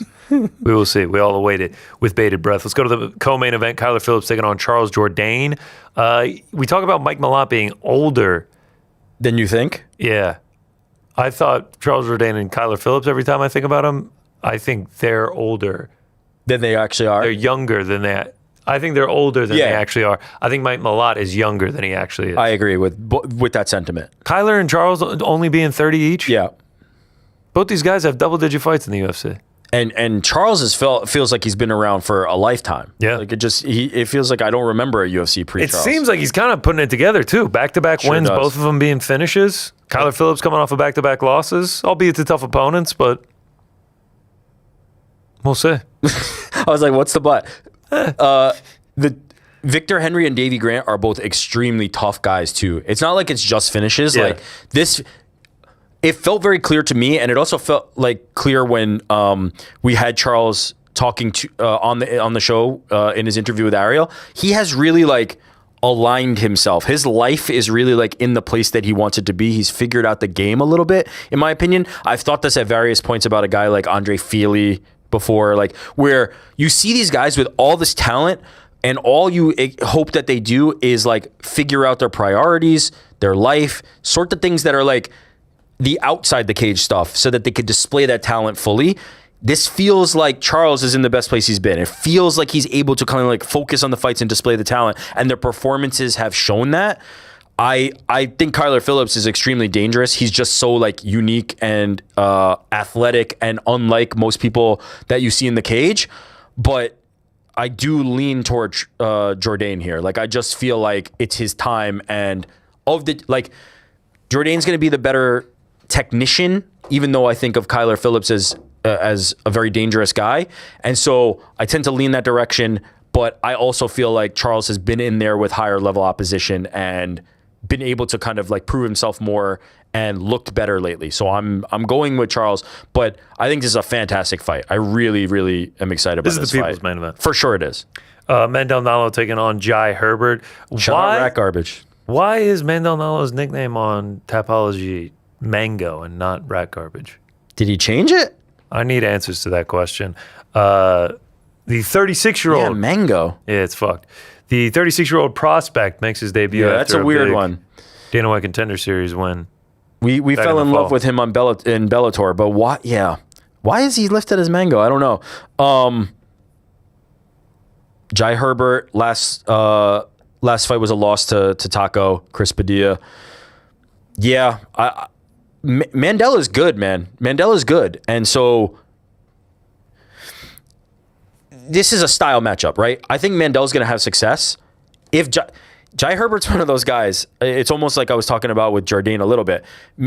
Jai Herbert's one of those guys, when he's locked on, when he's really using his height and just staying behind the jab, using kicks, it's a very difficult puzzle to solve. He is massive. He's just a long, massive dude.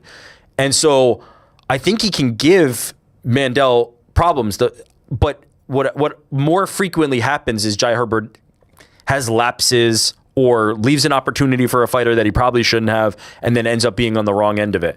The best version of Jai Herbert, though, is a real physical matchup problem for a lot of guys in the division, and he could be that, but often that guy is not like the guy we see in the cage. It's hit or miss. Sometimes we see that, sometimes we don't. I'll lean Mandel Nalo on this one. I'm going Mandel. I'd like to see him get a win here and potentially become something. Right now he's sitting at -170 against the vet and Jai Herbert. I think there's a little bit of value on Jai. I think Jai's like Black Country banger backer New York Rick. The up and down nature of his career has made people think that he's worse than he is, in my opinion. Mm-hmm. Like, only man to drop Ilia Topuria.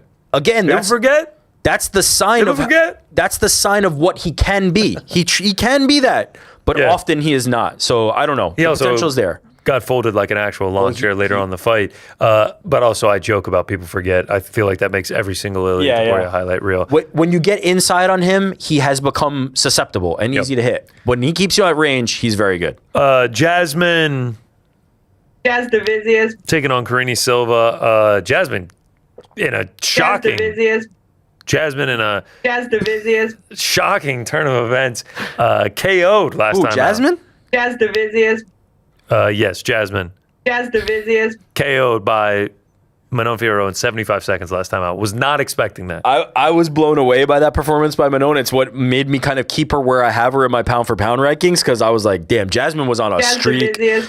She is very good, and Manon to do that to her, it was incredible. But it also, the other side of that coin is, I think, very highly of Manon. Like that to me is not like indicative of much other than she got caught by somebody who's a fantastic fighter who pushed Valentina Shevchenko to the limit in their fight. 48-47.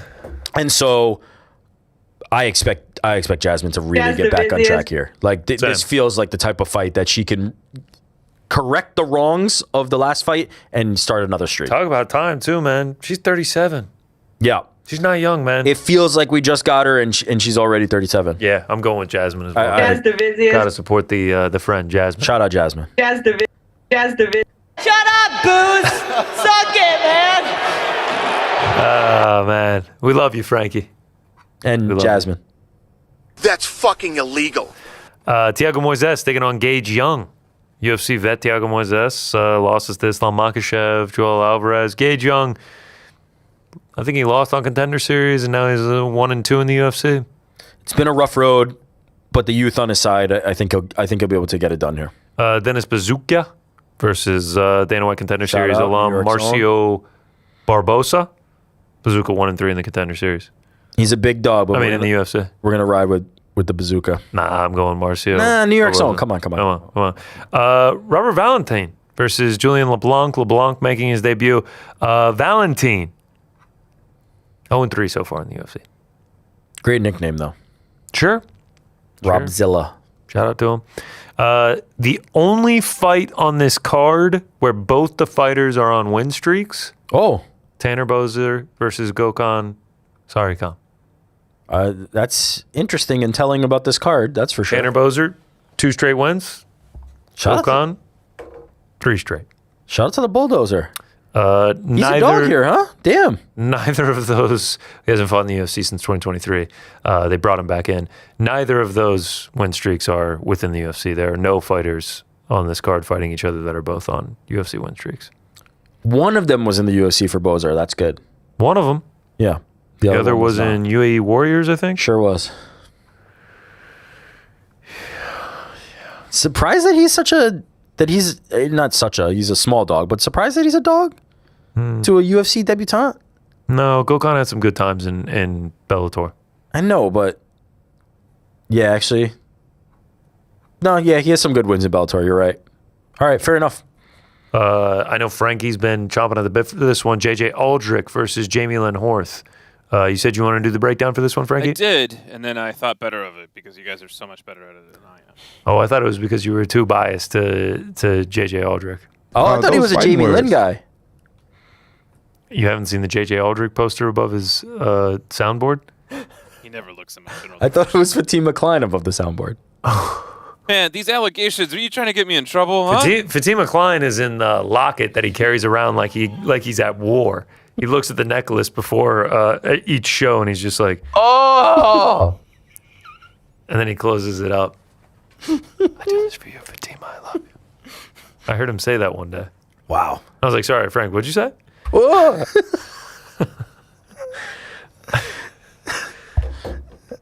Poor Frank. Mitch Raposo's fighting on this card. He's taking on Alan Nascimento. Yep. I'll be seated. John Castaneda versus... Sexy Mexi. Yeah. Versus Contender Series loser, but UFC debuter, Mark Vologden. Loser, but in the sickest fight of the year. Like, in the... Well, according to UFC's YouTube channel, the sickest fight ever in human history. Yeah. There... Cliche, but there were no losers in that fight. I He agree. showed some things that made me believe that this guy could actually be very, very good in the UFC. I agree. And then the curtain jerker. You know it. I know it. I don't know it. Jamie Siraj versus John Yanis. I didn't know it. Now I do. Canadian. Debuter. I like it. How many Canadians we Tough got? enough So, vet. We got a few Canadians on there. not as many as I thought there were going to be, if I'm being honest. Look, man, it's a Mike Malott, Jasmine Jasdavicius card. That's all that matters. There's 1, 2, Mandel Nalo? 3, 4 fights without a Canadian? Look, man, you want That's me to a lot. You want me to be totally honest? It's the top 4 for me. Yeah. Jasmine Jasdavicius, Karini Silva. Yeah. Mandel same. Nalo, Jai Herbert, Kyler Phillips, Charles Rodin, Gilbert Burns, Michael Lott. Those are the ones You're I'm right. most forward to. You're right. Those are the only fights happening this weekend in 39 minutes. PFL Belfast gets underway. Should be kicking off real soon. Kind of tough because it's kicking off at 8 o'clock in Ireland. 7 o'clock for that 3-fight main card. Supposed to be Paul Hughes. Instead, we got the Rock Kelly. Reese McKee in the co-main. James Tahuna in the featured bout. James Tahuna? It's tough on the local Wait, Belfast who's James fans. Tahuna taking on? James Tahuna? Yegshimirdov. Oh, Davlet. Your boy James Tahuna in the PFL. Shout out to James Tahuna. Caught out Jake Paul. Yeah, it's tough on the local Belfast fans losing Paul Hughes and it being that late. It's that's all you can say is it's tough.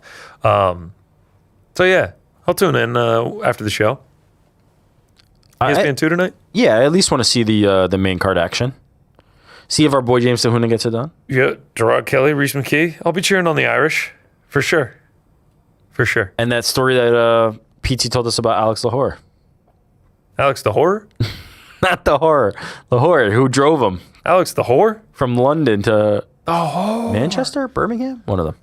One of the two. All right, those are the fights of the weekend. Looking forward to it. Looking forward to it. Let's do our bets and parlay pals. Let's do it. Speaking of the PFL, Pizzi already sent me his. No one loves a PFL pick more than Pizzi Carroll, and he is taking Omran Shaban, money line, minus 360. What could go wrong? You tell me. What could go wrong? What could go wrong? Last time the parlay pals were in action, UFC Seattle. We went against our boy Lance Gibson. What did we expect? We went against Joe Pyfer. What did we expect? Yeah, that was a fuck up on our part. 17 and 38. It's not often that Pizzi and Frank are the ones coming through. That's like, true. What is that supposed to mean? That's true. That is Frank not often Frank when is it's Pizzi and Frank were the ones coming Frank is a steady hitter. When you're though. in the green, you could talk like that. I'm in the green all the time. All the right. time. Omran I do Shaban in the, is off the board. Adjust accordingly, gentlemen. Frank, you'll go first. Yeah, I'm glad that you asked me because I love him a lot. His name is Mike Malott. And Killed I'm going with him. I can't believe he's so old. 34 is so fucking old. So old. He's young in my heart. I love you, Mikey. What a justification. You know what? This is his best explanation ever, though, actually. My man. The only one we've ever gotten. I'll be taking Jasmine. Jasdavicius. Yep. Got to do it. Every Canadian card, you have to have the Jasmine Mike parlay. Jasdavicius. We've learned our lesson. We used to pick against her, and now we pick her. Well, lesson was retaught when I picked her against Montefiore. Did you actually? Yeah, of course. Oh, I pick her in every fight, bro. No, for parlay pals, I'm saying though. Yeah, but I still bet on her. Yeah, that'll pay dividends. She's been good to us. All right, I'm going. As soon as I saw James Tahuna was on the card, I was like, God, I got to go against that. Like, it's been so long since we've seen him in action. I'll go with Davlet. Okay, wow, fading James Tahuna. That's a little bit fucked up. Has he even fought in a long time? He had that boxing match where he called out Jake Paul. Shout out to him. All right, that's the parlay. Tyson Pedro is fighting. Shout out to Tyson Pedro, but I am picking Davlet. Shout out to Tyson Pedro, absolute legend. Those are the picks. There it is, plus 176. What'd you say? We just got 2 S's and Jasmine. Yeah, blame the stupid fucking graphics department. Fuck them. Stupid fucking graphics department. What happened, man? Man, you're referring to a whole department. You're referring to an entire team. Man, what is that? All right, I only have one bet. It's simple. It's short. It's brief. You got a Canadian card. You got to do the Jasmine Mike Malott parlay. Easy. Doesn't matter how worried I am about Mike Malott against Gilbert Burns. You got to take it. You got to take it. It pays minus 130 this week. So that's the one. That's the pick. That's the bet. Just one for old CB this week. Before we move on to pound for pound, thank you to intern Josh. He provided, I believe, an explanation for the Mango nickname. For Manel Nala. What was the reason for the switch to Mango? I don't know. It happened without me knowing. Somebody messaged me the other day and was like, "Hey, you're Mango now." I'm like, oh, I guess I am. I guess I am. You know, it might be. I don't know. I have no idea. It's what my friends call me in the gym. Interesting. All right. So I wonder if someone internally reached out to Tapology and was like, "Yo, we call him Mango in the gym, not rat garbage." I know, but he doesn't even know. Yeah. Mandel Nalo got his nickname changed. All right. Rat garbage was much cooler. We're staying rat garbage. Yeah, we're just out the rat garbage. It's like when sticks. It's like when Robert Whittaker was shunning the Bobby Knuckles name and trying to be the Reaper. It's like, come on, bro, you're Bobby fucking Knuckles. And that's a dichotomy. You got different personalities there. It's like when Bobby tried to change his name to King. No, but he actually did. What's that? Legally, did it? Legally changed his name. He did it. What was that, Frank? He legally changed his name. Bob? He legally changed his name. Robert Green? King is no longer. You're Robert? dead naming him, man. Come on. Wait a minute, but you said you were gonna dead name him because he let you down when you picked him. Yeah, but things have turned a new leaf. Bob? Right. Talking the walk. Robbie? Dino Dana Donga. All right, pound for pound this week. In honor of the main event from UFC Winnipeg, Gilbert Burns versus Mike Malott. We're losing the Gilbert. We're losing the Mike. We're losing the Malott. We're left Burns. Pound for pound, MMA, Burns, shit talking, all of that. This is one of my favorite ones we've done in a while. There's so much good trash talking over the course of history in MMA, and we're about to give our top 5. Frankie, let's just get yours out of the way, man. Yeah. Wait, but just go ahead. What's the order? The order is Frankie, then Rick. Yep. And we'll have Connor take up the caboose. Okay. All right. Whoa. All right. I've always been a caboose guy. Connor's taking up the caboose. Caboose All right. Connor. It's the last train. Yeah, Okay. sure. Connor takes up. No, it's the last car on a train. Oh. It's all good. Damn. I should probably stop saying, man, I missed my caboose. So my number 5, and most of these are just, I think, in terms of drops, right? So they're just short, they're sweet, you're in, you're out. So we're doing top 5 drops. I just want to be clear. But they're burns. All right. Sick burns, right? So one of my favorites is GSP telling Nick Diaz, "Tell you something, uneducated fool." Just hits so hard because he's like, "You fool." He's calling him uneducated. Yeah. We all think it. Sometimes when the Diaz brothers are talking, it's like, what's going on here? Yeah. That I one think rips. GSP just wasn't afraid to say it. The next one is Tito Ortiz clapping back at Chael Sonnen with an old. I hear his gas coming out of his ass, and it's not his butt. That one is good. It's very nice that Tito was able to specify that there's gas coming out of his ass, but not his butt, because ass and butt are 2 different things. But I love it. Followed Sick up burn. by Conor McGregor replying to Uriah Faber after Uriah's trying to give him some clap, right? He just tells him, You look like a 50-year-old retired skateboarder. This was an all-timer. All-timer. And once you hear him say it, it's like, it kind of does look like Tony Hawk now, like as a father or whatever. And like, it's mean because but it fits so well, and you could tell like before he says that, like they're like, oh, you butthead, like they're really just trying to get locked in with like let's insult each other, and then he just busts that out. What were you gonna say, Rich? Surfer would have been more accurate, but the fact that he said skateboarder instead is actually makes it funnier. It's definitely great. It's great.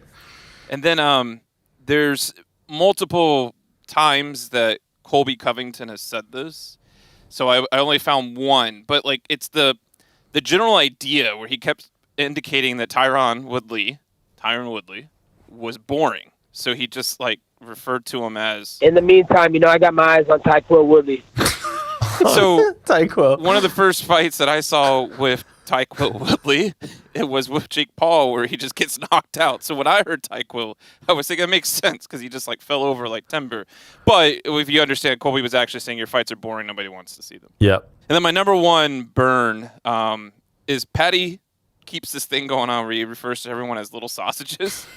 But then he made it, like apropos when he was referring to Ilya, where he was Every little chorizo, you Spanish sausage. Just love that he has like a tool belt of insults, but then he tries to make them as personal as possible still. He adapted it. Exactly. Yeah, Spanish it was sausage. great. That was great. That was good. All right, not that bad, Frank. Not that bad. Yeah, man. Pretty good. You having the audio drops made it 10 times better. Yeah, it made it much better. I was expecting none. That's what I do. Very good. All right. I want to get up front about my criteria for this. Okay. How I determine this. Yeah. To me, there's a big difference between a burn and just talking shit or a cold line or like there's a very distinct thing. I think the most important thing is when somebody burns somebody else, every outside observer, there's an instantaneous feeling of goddamn sympathy / embarrassment for the person that got burned. Yes, I agree with you. It has to be like cutting, but it's not just like I'ma kill you. Like it's not just 1000%. shit talk. It has to like burn them bad. Yep. All right. This one is number 5. This one has aged better than it hit in the moment. In the moment it hit, don't get me wrong. But I think the audience reaction took a little bit more time to catch on to this one because they were actually more in the corner of the other fighter, the one who it was being delivered on, not the one who was delivering it, but the one who delivered it, aced it. It's an iconic line. We all know it to this day. But in the moment, I think the crowd needed to pop more. That's number 5, and that is Touch Butt by Nate Diaz. Please play that clip for me. Who do you train with? You got that little goofy motherfucker with you? You got that skinny I'm training for real. No, I got real training partners. At the open workout. Real training Who do you train with? I'd slap the head off your whole team top one by 10 one. You and your big brother. Top 10 You and your jiu-jitsu big guys. Top 10 kickboxers. You're playing touch butt with that dork in the park, the ponytail. And I'm the one who ain't got no training partner. I don't think so. You seem to have it all figured out when you're fighting midgets. You got shit. Bring your training partners in. You're gonna need them. My whole team will fucking beat your whole team's ass. How about that?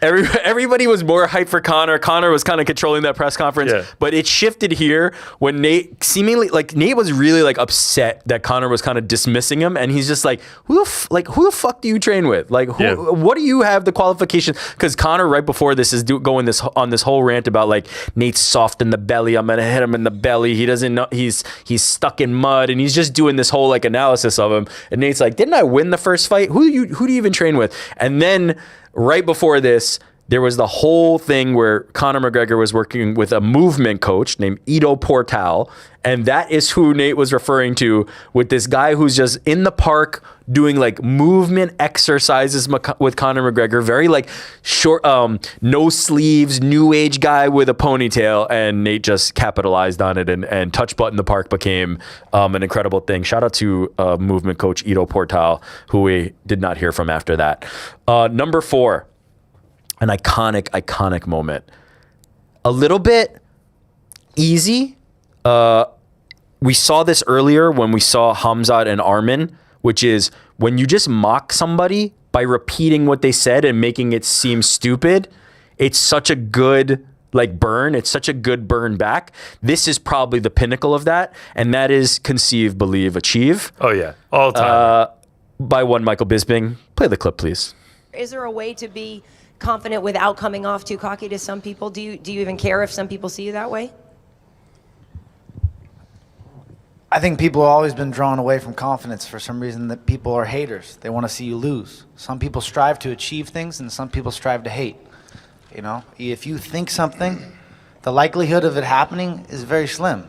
If you believe in something, if you know something is going to happen, if you're confident in that situation, you will achieve things in life. That's how you overcome things. That's how you put yourself out there. You believe it, and you achieve it. And that's what I do. I know what I'm going to do. I know that I'm better than this. Sounds like I the know worst that I'm going to self-help knock him book you've out. ever read. Conceive, believe, achieve. Shut the fuck up. Listen. And then the best part is later in the press conference, he follows it up with something about like, you're an average bloke and I'm a samurai. Yeah. And Michael Bisping's just like, what the fuck even is this, dude? He's like, shut the fuck up. Just like, when someone's trying to get philosophical or deep thinking and everything, and then people are just like, dude, shut the fuck up, man. It's like the quickest way to just like throw it out the window. Yeah, Rockhold's really trying to make like an eloquent point. Yeah. And Bisping's just like, conceive, believe, achieve, shut the fuck up. Completely shut it down. Even you hear Dana White cackle as soon as he says it. It was a great moment. Shout out to Michael Bisping, who then actually would go on to win that fight in a major upset and become champion. Number 3, this was a post-presser moment where somebody we know, somebody we love named Daniel Cormier had just gotten a big win. And on the back end of that, he took aim at somebody else because John Jones wasn't available. He thought to himself, there are other options out there. And he took aim at somebody else. I'm calling this easiest fight. Let's listen to the clip. There's somebody else that needs his ass kicked too. I think he's around here. That's Ryan Bader's ass, and I'm gonna beat the shit out of him next time. You keep talking, Bader. Keep talking, Bader. Keep talking. Keep talking. This guy's so disrespectful. I'm trying to fight Anthony Johnson, and Ryan Bader's writing me stupid messages on Twitter because he wants the people to think that he deserves a title shot. Come on, Ryan. You can come and fight me. You just can get your ass kicked like you were gonna do in June. Okay? I didn't get out of any fights. Ryan, I didn't get out of any fights. Not once did I say I didn't want to fight Ryan Bader. I asked him to fight you because I just want an easy paycheck. I knew that I wanted to fight you. I asked to fight you multiple times, Bader. Bader, come on. I asked to fight you.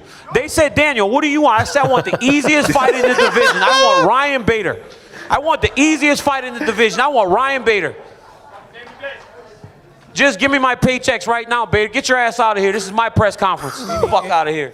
All right. There's so many things that is just so beautiful about it. It takes the like easy money, like I'll smash this guy, just to this new level because he calls out Ryan Bader and he's like, yeah, I think he's here. And then he's there and he's just like, yeah, I'll fucking kick your ass, Bader. And it just slowly elevates to this just like it goes from like stands. It goes from oh yeah, like the UFC offered me and like of course I said yes and like it just didn't come to fruition too. The UFC asked me exactly what I wanted. I said, I want the easiest fight in the division. I want Ryan fucking Bader. The way he's pointing down at him and then he's just like, yeah, get the fuck out of here. This is my press conference. Poor Bader who had no mic and has no chance in that exchange, just getting dummied. If you're at a press conference and you don't have the mic, we just saw recently with Colby and Luke like shitting on Bo Nickel and Bo Nickel had no mic. Like you just don't done. say anything. You're done. You just can't come back from it. Once he started walking toward Cormier and then Cormier stands up, I was like, oh boy, this is a wrap. He's fucked. He's fucked. Easy. I want the easiest fight in the division. I want Ryan Bader. That's an undressing. That's a sick burn. It's so good. All right, number 2. This one's a little bit different. This is the only one that's a little bit different because this was a burn that we didn't know that was happening in real time,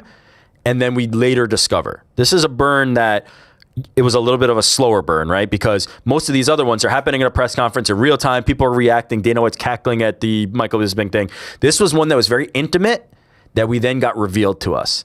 And that was something I called, Let's Talk Now. Please play this. Let's talk now. You hear Khabib Nurmagomedov here saying, let's talk now. As he's beating the ever-loving shit out of Conor McGregor on the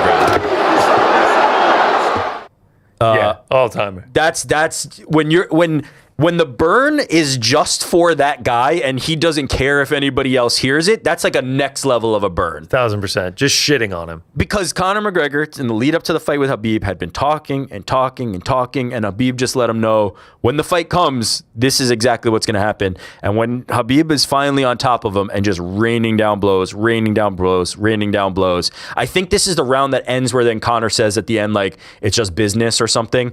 But Khabib is like, let's talk now. Yeah. Like, you done all the talking before. Let's talk now while I'm raining these hammer fists down on you.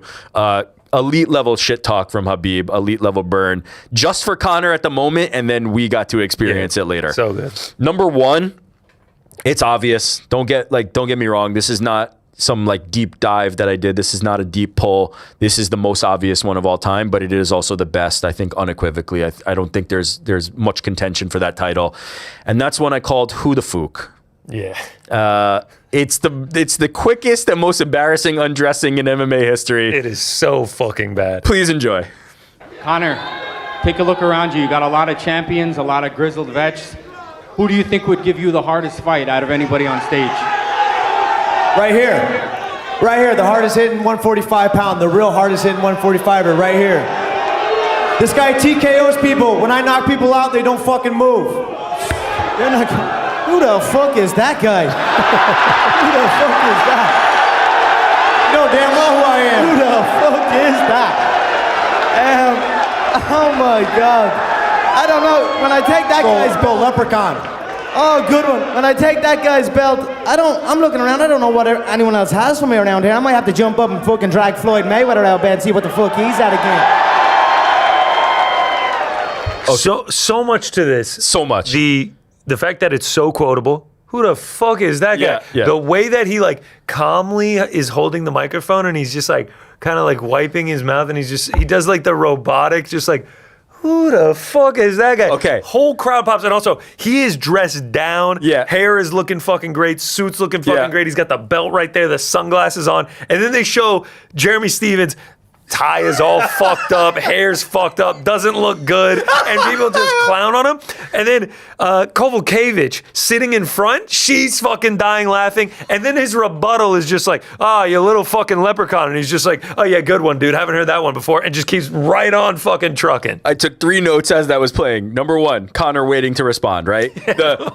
Just like, it would have been so easy for Conor to just be like, shut the, immediately just get on Jeremy Stevens, but he was so in his fucking era. He was so fucking sharp at that time. He knew to wait, to time it, to wait for Jeremy to finish talking. Who the fuck is that guy? Followed by the biggest roar at a press conference I can ever recall. Nothing has ever popped like that. And then follows it up with the long form. Who the fuck is that? And then when Jeremy says the leprechaun line, the oh good one under his breath. Almost one, like, man. oh wow, congrats. Good one as he immediately directs his attention back to Eddie Alvarez. It was a fucking masterclass. I've never seen a sicker burn than that. Just demolished. God, it's so fucking good. Jeremy Stevens has gone on to actually have like a lot more fights and a great career post that. To the point that now Conor McGregor and Jeremy are like in BKFC. They faced off at BKFC one time. But, it's so fucking what a fucking moment. Just unbelievable aura at that press conference. All time. All right. Great list. Frankie, great list as well. I actually didn't include that one in my top 5 just because it is so obvious. It's so obvious. It's so clean. But at number 5, I actually do start with a Conor McGregor clip. Oh. During the Floyd Mayweather press conference. There were a million moments from that one. But this one is not directed toward Floyd. It's actually directed toward Showtime CEO Steven Espinosa. Oh my God. What's up, Espinosa? You little fucking weasel. If there's ever a man that looks like a weasel, that's fucking it. You gonna stand up and do something? You sit down and shut your fucking mouth.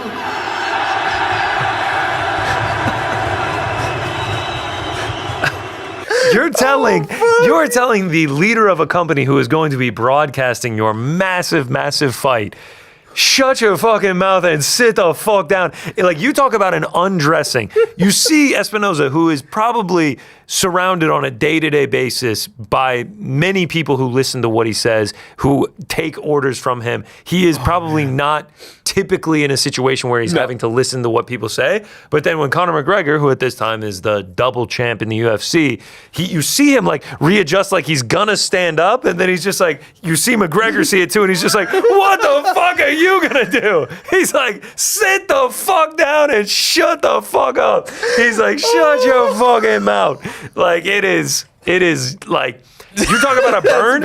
It makes me uncomfortable for Espinoza. I'm like, God damn. Like, because we'd all do the same thing. What are you gonna do? A guy who could knock you out who's fucking crazy. Like, what are you gonna do? Stand and check to him? The moment he twitched like he was gonna move, Conor jumped on that shit. Like, what the fuck are you gonna do? And you can see Floyd's dad and Floyd have fucking grins on their face while he's doing it. Oh man, fucking hell. Forgot that it's one. so good. It's so good. Conor could have a top 5 on his own. Top 20. Just throw a 30-minute trash talk compilation on of Conor McGregor, and like it's some of the greatest shit we have ever seen. Number 4, I actually go to a man who was on your list as well, DC, but I go to a different moment during the John Jones second fight. Pre-fight press conference, looks get brought up, and DC and John Jones had this to say about each other. That's why you look like you look. How do I look? You're a bum. That's why you look like a bum last time. How do I look, DC? Hey, all that's all just. Hey, listen, that's all just for show. That's all just for show. I don't care about that. Who looks like a junkie here today? That's just all for show. You can show your 6-pack. Who looks like a junkie? You can just show your 6-pack. That's fine. That's all for show. Who looks like a junkie here today? I look like a. I'm not a crackhead with a suit on. Was that? You're like a crackhead with a suit on. I could look like a crackhead with a suit on, but I've never been a crackhead like you don't. So you can say I look like one, but I've never been one. I've never been one. So good. DC had a couple lines back in his day, and like you see him when John Jones is just like, you look like a crackhead with a suit on, and DC's like, wait, what was that? What did you say? Just so he can just like fully put the knife in the chest of John Jones. Incredible work by DC there. And like, he had some moments during that press conference where like he's getting booed and everything, and he's just like, just want to make it clear to you guys, y'all are booing me when all I've ever done is fight fair. I haven't been running people over, hitting runs, and domestic disputes and cocaine charges. But go ahead, boo me. Like, it's all good. So DC has had some great moments throughout his career. We roll along to number 3. Another man that could have a top 25, a top 50 of moments. A man that is sorely missed, that is now honestly trying to be replicated now in Josh Hogan, and that is Chael Sonnen. Here he is on ESPN with John Anik, and it happens very quickly, but an all-time moment here from Chael Sonnen. Next up, Fact or Fiction, Travis Brown will fight for the title in 2012. Could you imagine? Are we live? We are live. No, UFC title? Yes. Oh, shit.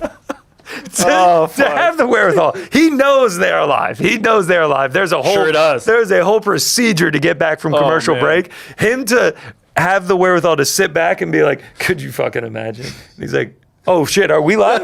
It's just like absolute all-timer. And I will spoil it for you. Travis Brown did not fight for a title in 2012. All-time shit. But the comedic timing of Chael Sonnen was all time. It was absolutely fantastic. Which leads me to number 2. Still is, by the way. Still is. In my opinion, the 2 all-time greats when it comes to mic work, Conor McGregor, Chael Sonnen, those will be my top 2. Number 2, Frankie already had it. It's the Uriah Faber. Let's just roll the clip. What's up, little man? How are you? Big head? Butt face? Acne scar? Guy looks like a orange cotton candy. You look like a 50-year-old retired skateboarder. A little fat old man you look like. Oh, a little fat old man you look like.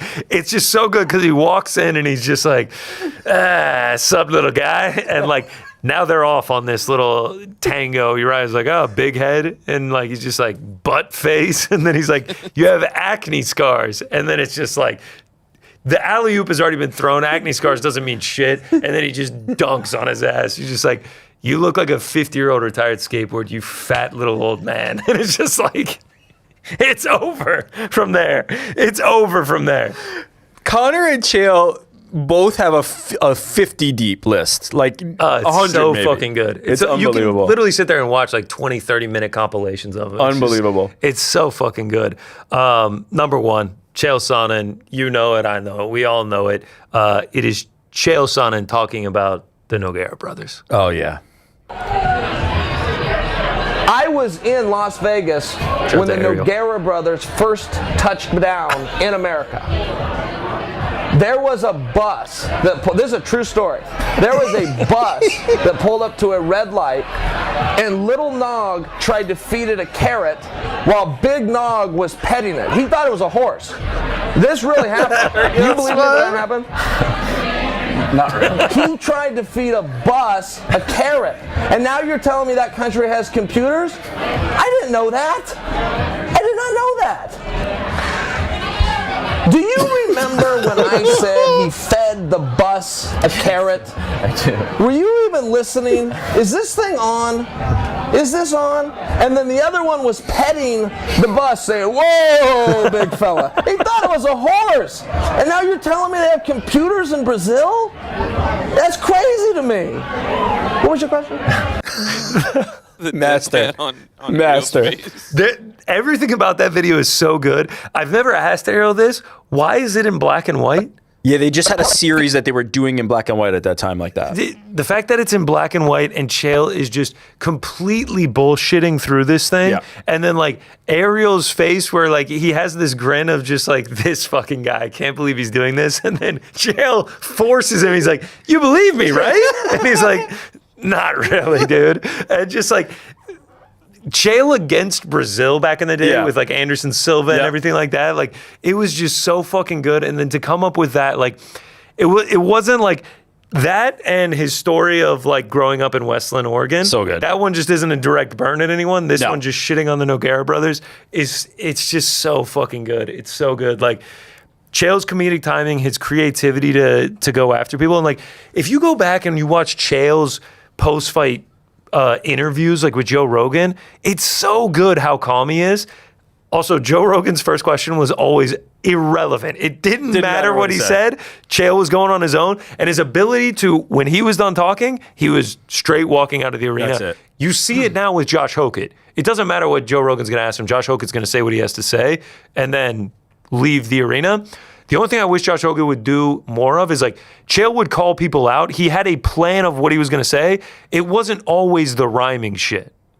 Like, so far Josh Hokett has just done the He's rhyming doing the stuff. rhyme, yeah. The more pro wrestling. But God, Chael on the fucking mic after those fights was so good. Joe interrupts him in one of them, and he's just like, Joe, if I wanted a mediocre middle-aged comedian to give me his opinion, I would fucking ask. It's just so good, dude. It's so good. Unbelievable. Unbelievable. Shout out to Chael P. Undefeated. Shout out to Conor McGregor. The mic work was unbelievable. I do have a couple of honorable mentions. I have them too, but you go first. Mine are not burns. Okay. What I came across in the research were just lines that I remember loving that were just cold as fuck. So good. Like nasty shit. All right. I have a couple videos. We'll do the Conor McGregor one first. The red panty night.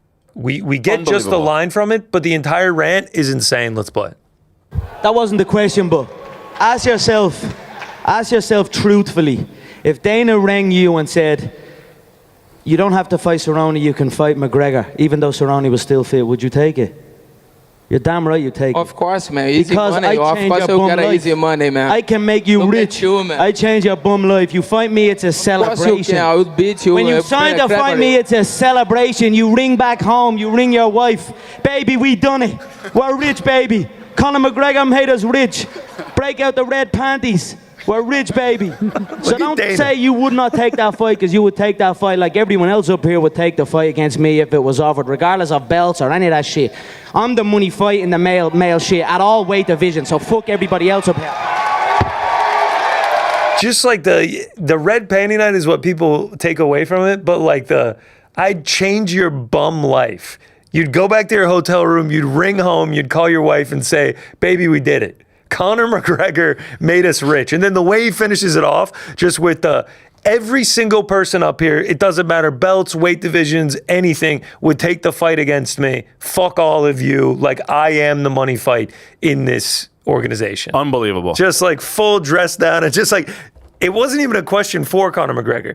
He turns around and interrupts him answering that he isn't answering the journalist question. He's like, yeah, but that wasn't the question, mate.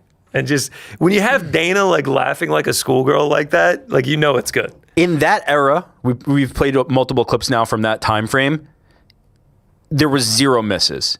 Every time he opened his mouth, it was gold. Every single time there was a microphone in front of his face, there was 5 new things that people would repeat forever that just came out. Even just him like riding the bike with doing the Snoop Dogg la-di-da-di-da. Like, it's just like anything he did was just instantly iconic at that time. It's crazy. It was so fucking good. It was so good. And then 2 back-to-back Chael ones that are just him going after Vanderlei and him going after Tito. Which Tito? This is Bellator days. Which Tito? You have to watch and find out. These are back-to-back. I mean, do you understand, Ariel? You and everybody else waited in the weather. You came to the press conference. Vanderlei, it looks like he found a bathroom as a backdrop in the men's shelter he's living at in Rio and got somebody to point his cell phone at his face. Tito is literally in the only profession I know of where you don't need to wear a suit, and he keeps showing up in one. It's like a local funeral parlor closed, and he went and took it off a corpse. Something you need to learn. Shows up looking like a maitre d' at Golden Corral. Yeah. Who is that? Paul Simtex Daily? No, it might have been Lorenzo Arkin. Let me see it back. Let me see who it was. At that very end part. Let me see. Oh, it is Semtex. Yeah. Shout out to Paul Daly in the corner just dying, but just like the way he's just like shows up like a maitre d' at a Golden Corral, and like the Vanderlei Silva is so fucking good. He's just like, it looks like he's sitting in a men's room he's sitting in the bathroom at a men's shelter down in Brazil, and someone pointed a camera at him, and then they go side by side, and Vanderlei is just like all white background. It's so fucking bad. Fuck. Chael, dude, there's another Chael one that I didn't put on my list because it was a little too offensive. But in that same era against Tito kept talking about like, he's a piece of shit. He can't fight. He does all his talking with his mouth.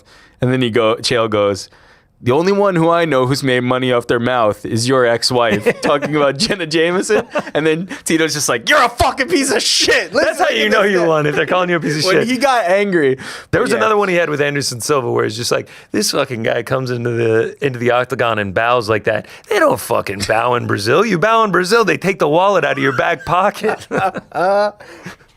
It's fantastic, man. Shout out to Chael P. Shout out to Conor McGregor. Yeah. We desperately need personalities like that back in Even shout out to Nate. Nate's had some iconic lines. Another Nate line after beating Conor and talking about like he was boxing him up and then he tried to shoot. He's like, oh, you're a wrestler now. That was a fucking underrated like burn after beating Conor McGregor's ass to be like, oh, you're a wrestler now.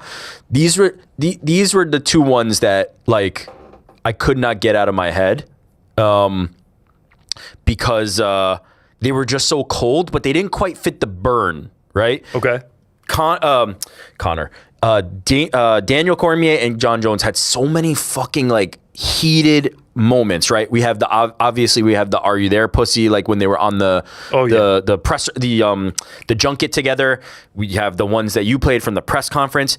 One of the craziest ones was when John was in studio with Fox Sports. Not the craziest, but one of the best ones. John was in studio with Fox Sports, and Daniel was on Zoom or FaceTime or whatever. He was coming in. And this is what John Jones said to Daniel Cormier. You said you could take me down 100 times out of 100, and that's what you're going to do, right? I challenge you to take me down 5 times in that 5-round fight. You won't be able to do it. Maybe you'll get me down once, but I believe in my whole heart. And he's like dead serious, looking at the Zoom at him. I believe in my whole heart that I will get you down too. And the difference is, when I get you down, your face will open up. There is nothing you can do to stop me from coming at you round after round after round with the most malicious techniques I know. You will lose this fight, Daniel Cormier. I want you to believe it. Every ounce of training you put in to train for this fight will be a waste of your life. It's not quite a burn, but Jesus Christ. That's a fucking cold-blooded line. Especially because he goes 2-0 in the fights. And here's the other one. I don't know if you've ever seen this video, but Cormier and Jones sitting down together with Joe Rogan in the middle I forget the name of the series. They did this series. They didn't repeat it. It was one time, but it was like an early version of that face-to-face that we get now. At some point in the thing, at the very end, actually, at the very, very end of it, Daniel Cormier says, he's like going on a diatribe and he's explaining why he's going to win. The whole time, it's 40 minutes long, he's talking about how big a piece of shit John Jones is and he doesn't deserve his success. He tries to throw it all away. Meanwhile, Cormier works hard at everything. Like, he's just basically like, John, you're such a natural athlete, a talent, and you try to throw it all away. You don't deserve what you have because you're so flippant with it. You're trying to get rid of it. And then at the very end, he's like, and I'm going to beat you this time. I'm willing to die to beat you. And he repeats this. He's like, I am willing to die to beat you. He hates John Jones that much. And he's like animated. He's like seething. He's angry. And John just kind of like looks down for a second and then goes, be prepared to do that. Yeah. And then that's it. And it just ends. And I was just like, prepared to do oh, man. Oh, man. The UFC needs to bring back face-to-faces. You need to create these rivalries where these guys who don't like each other are forced to talk with each other. I'm not talking about over a Zoom. Like, they need to sit down together and do a face-to-face.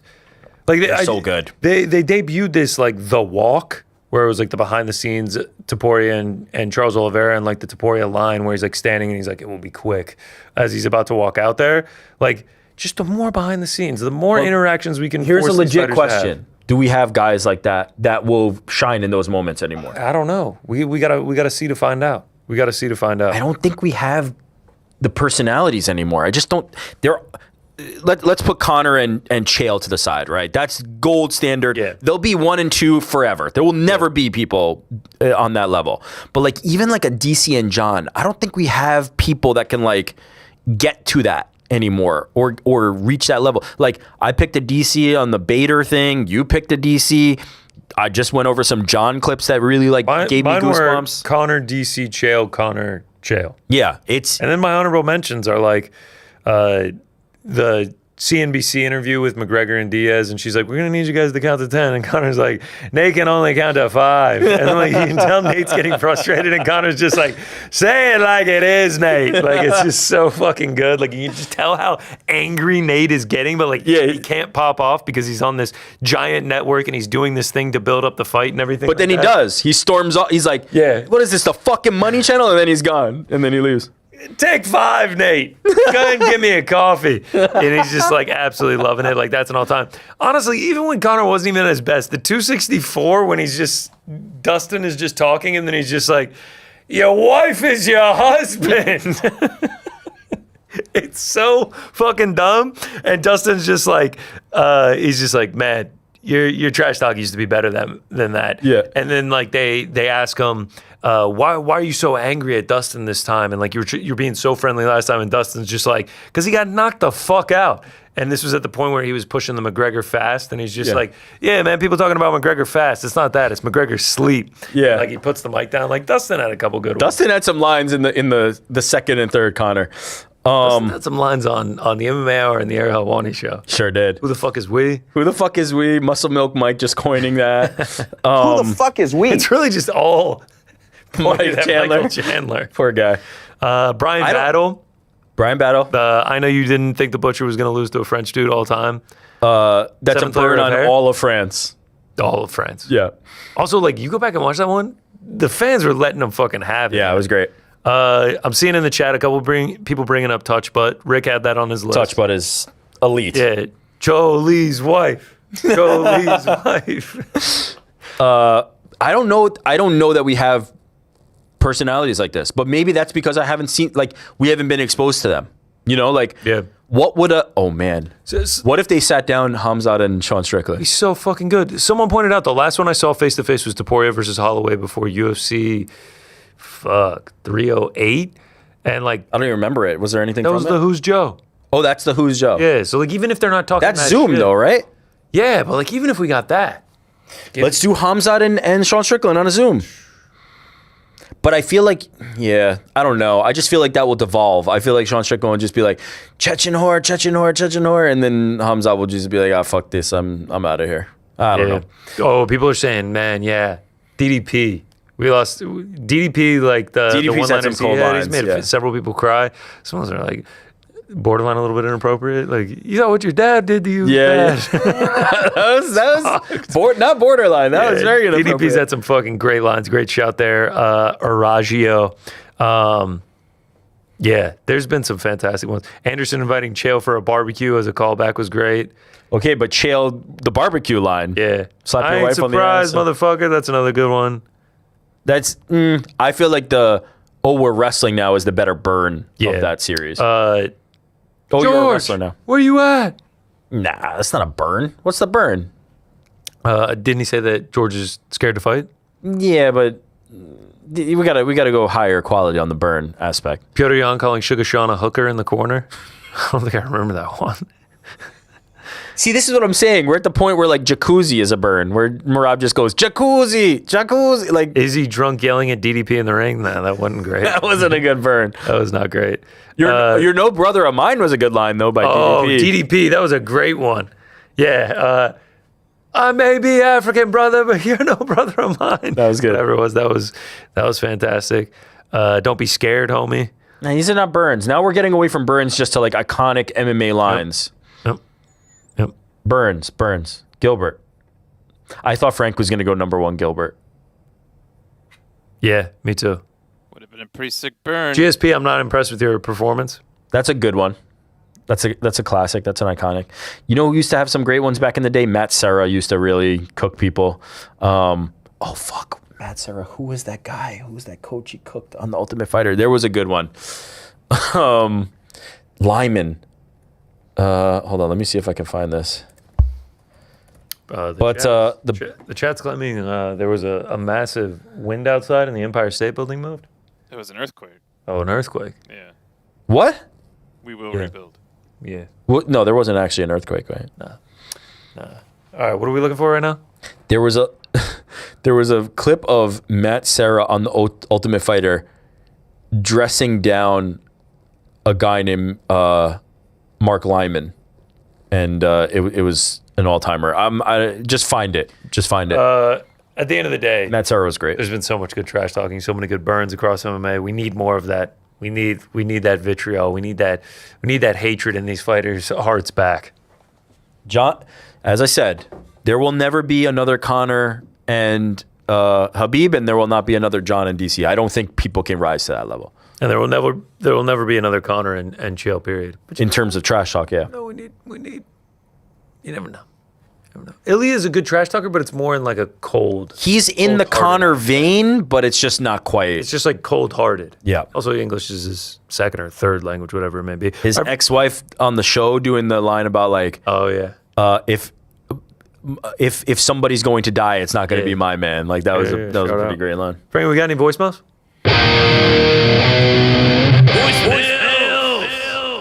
That was fun. Ahoy, hoy. What up, boys? Double D again. Donnie. Something that I have really enjoyed getting to do since retiring from being president of the PFL is watching MMA, which is something I famously never really did when I was working in the space. I like to keep, Yeah, we know, man. work-life balance, don't want to consume my competitors' products. But I got to say, this might be kind of a deep cut, I'm new to this fandom. Have you guys heard of this fighter, Yuri Prochaska? I mean, this guy. What a guy. And I've become a huge fan. I've watched all of his fights in the UFC. I know he didn't really have much of a career before that. And I was just gutted to see that fight this weekend. So tough. Such a merciful samurai figure. I know he'll be back better. Carlos Elberg. Not really my kind of fighter, very professional, but that was actually just something I did for the company. I really prefer someone, lay it out on the line. Fight like Yuri anyway. Other reason I call, I heard the chirps, okay? Connor, yeah, I'm still playing video games, all right? I had a lot to get to on the last call. I honestly forgot. Frank. Never do that again, Frankie. I'm sorry. Please, seriously now, please add me back on Worming from Home. Okay, this is an indie game. Frank knows what it is. Rick, you're probably losing it, I imagine, or staring blankly in judgment. Yes. Worming from Home is an indie dev game Okay, it's a simulation where you play I've as a seen worm this. working a finance job You have to crawl over remotely the from your keyboard. home. You flop your body across the keyboard to work. Yep. You invest in the stock market and earn money. There's a highly advanced ragdoll system with physics, basically just swinging yourself around over this keyboard, which is hundreds of times larger than your body being a worm. So, Frank, it's a lot of fun. Please add me back. Any of you guys add me back, honestly. And, yeah, have a great show. Talk to you next time. Thanks. Love you, Donnie. Double D. Worming from home, huh? Yeah, I've actually seen videos of it. It looks. So the point of this game is that it takes forever because you have to type so slow? Yeah, I guess so. Because you're the worm going over each individual key? That's how I felt when my keyboard was broken. Oh, yeah. Bro lost like 3 keys on I it. lost 3 keys and was doing the worm. Your Ramate incident? No. Just Show off. probably not taking good enough care of computers, maybe a little too much eating near and stuff, just like dust and crumbs and shit. Shout out to the Yerbs. What's up, boys in the back? It's Nico from Miami. What's up, Nico? I just want to say I'm super pumped for 327 at the Castella Center. I just sold my kidney to afford a ticket. Oh, fuck. It was $620 to be up in the nosebleeds, but I want to make sure they hear me from up there. Kind of pairing that with something that has been talked about lately with UFC London and even the Horiguchi Manel card being in the Apex. If you think the UFC starts to get out of the Apex and start to fill arenas for these fight nights, do you see the price for these numbered events going down, or do you think it's just going to keep going up and up and up? That's it. .com. That is .com. Appreciate the call, Nico. That's so it.com. Something interesting there. You talk about how much you paid. It was the lowest gate at any Miami show since the return in 2023. Yep. O'Malley versus Vera 2, $14 million. Pereira versus Adesanya 2, $12 million. Volkanovski Lopez, $11 million. Prochazka Olberg, $7 million. Yeah. Who gives a shit? Really, it's actually $6.5 million. Yeah, to answer the question, I think it will go in the opposite direction. I think they're starting to already see, as you said, like diminishing returns where you can't keep raising the prices because people are going to stop paying these exorbitant rates. 600 for nosebleeds is ridiculous. Someone responded to the news of this and says, it's better at home. Why would I spend all this money to sit uncomfortably in a stadium when Paramount Plus lets you watch it from your lazy boy with a drink or vape pen for $8.99 a month? It's a great question. Also, like, the views on the TV are almost always better than the view you're going to get in the arena. It's tough to, like, sell it. Like, sure, the atmosphere is unbelievable and, like, it can be awesome. But sometimes if you go to a dud card, you spend all that money and you spend all that time. It should be affordable for the fans, man. If you're in a 600 fucking. Shut the fuck up and watch the fights. If you're a fan, good point, Dana. If you're a fan in a city that gets it once a year or less, though, you feel like you have to be there. But man, you keep getting these fucking low gates. They'll have to change. I think it'll go down. They'll have to change. Yeah. Hey guys, what's going on? This is Frankie from Orlando. What's up, Frankie? I'm actually calling the day after the episode on Friday in the morning, getting ready for work. I got 2 questions. Really, they're not even MMA related, but I've been listening to Ariel since I was in high school, like 2012. But the 2 questions are, I know Rick had mentioned comic books. I don't know if you guys have been reading the Absolute series that DC had recently put out last year, but it's phenomenal. Wildly new take on everything, even Batman and everything. Highly recommend it if you guys haven't read it. Well, my second question is actually for Andy. A few months ago, she had mentioned that she had, I don't know if she worked or interned at West 2 News, but I live like maybe 15 minutes from there. So I just wanted to see how her experience was there and how she liked Orlando. I think a lot of people have a misconception of Orlando, thinking it's just like theme parks and everything, but that's not even in Orlando. Like, I live on the east side of Orlando, and there's a west side. There's 2 completely different places of Orlando. I'm sure she knows what I'm talking about, but yeah, I just want to know how her experience was, because I love living here.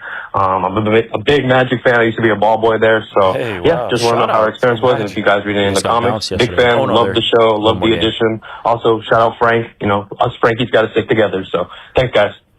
Damn, a little something for everybody on that call. Yeah, for real.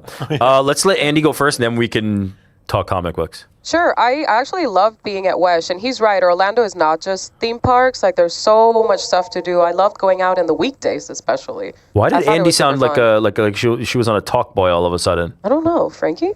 Sounded like she was in. She was talking air into vent. Yeah, no, she was talking into that shitty like kids microphone. Your mics are down. How's that? Much better. You guys remember when Frank killed our mics mid-show? Hey, Come on, man. Your mics are down. Wait, Frank sorry. left, Okay, Andy, actually. sorry. Back on track. Back on No, track. yeah, no, he's totally right. Orlando is not just theme parks. Like, the best time to go out was weekdays. Downtown Orlando is super fun. There's a lot of really cool places. Wesh too, though, that was my... Wesh is the TV station? What is Wesh? Yeah, it's Okay. the local TV, yeah. So, I was there, oh gosh, I interned, I think, 2011, and then I stayed through maybe 2015 or so. Like, it was a great time. I loved it there. My internship was super fun. Being there full-time was also really great. The crew was really great. The anchors are all really nice. So if the question he's asking is because he's thinking of trying to work there, then I would say go for it. They're all Nice. fantastic. A lot of the same people that I worked with are still there. So if they're saying it's for a reason, right? Shout out Orlando. Yeah, it seemed very shout out specific. Orlando. Maybe he is applying to that. Go That's great. Knights, UCF. Made the tournament this year. Yeah, and the Magic lost the first playing game, but they have the second one. They can still make it. Only been to Orlando once. It was for the baseball winter meetings to go apply for a bunch of jobs. I have some friends in Wait, Orlando. never been to Disney? He told us that a few days Yeah. ago, and we were You're all from in Georgia shock. and you never went down to Orlando? I mean, I went to Disney when I was very, very young. Barely remember it. I've actually been to Orlando twice. I lied. I went to UCF one night. But I went to the baseball winter meetings right after graduating college, like days after it. I graduated in December. I have some friends down there. Was supposed to be at the winter meetings at like 7 a.m. Drank way, way, way too much. Was supposed to end up at my hotel. Woke up on my friend's couch. Was like, how the fuck did I get here? It was like 10 a.m. Needed to be at the meetings at like 7. Yeah, showed up in a ill-fitting suit, reeking of liquor, and got 0 job interviews. Surprisingly. Which event were you drunker for? The visit to UCF or the winter meetings one? Visit to UCF. I cannot remember what the name of the bar was, but it was like a $10 entry fee, and then it was all you could drink. And so you don't remember much after. I actually don't remember Orlando at all. Maybe I have been to the theme parks. Oh boy. Crowned outing. Not in Orlando. I am reading Absolute, Batman and Superman. I know Frankie's also reading the Absolute series. Big know fan. you guys were Big comic fan. book guys like I'm not really, but this particular series, he's right, is like changing the lore of these two, of multiple heroes. I'm not like reading Green Lantern or Wonder Woman or Flash, any of the offshoots, but I am reading the Batman and Superman line of Absolute, and it's fantastic. DC or Marvel better to read? I'm a DC guy. Okay. I'm Batman, Superman over like X-Men, Spider-Man. I've always been DC. Frankie, you love Absolute, right? I love Absolute. Yeah. Absolute Batman. I got Absolute Wonder Woman. Want to see where that one goes. But I'm actually, this might surprise you, not a DC or Marvel guy. What are you? Image Comics and Dynamite. Is that Spawn? Is that like Spawn from Image. Okay. Yeah. Good shit. Hipster. I need to say it. Always. Boys, it's Brandon from Australia, Melbourne, Australia. I must say, I'm so surprised how many people in Australia actually listen. Perth and Melbourne, I think, are probably the most common areas. I'm surprised. But just shout out to Australia. But shout out just letting them know I'm the #1 fan of MMA, boxing, and the boys in the back and the Ariel Helwani show. I just want to put that out there. But Frank, you better put me on because I've been friggin' ringing up a couple times trying to get my first voicemail on. You made it, and my Brandon. last voicemail I was sitting on the couch watching Moses Atama at like 7 in the morning on a Sunday, and I was like, boys, who are you taking? Who are you taking stock in? Moses Atama or Gable Season? I was looking at him and going, Moses is so good. I can't pick. I'll let you boys decide that. And now, because I fucking said that, I can't even remember my other point that I was going to say. So, yeah. Shout out to You know, Australia. Frank.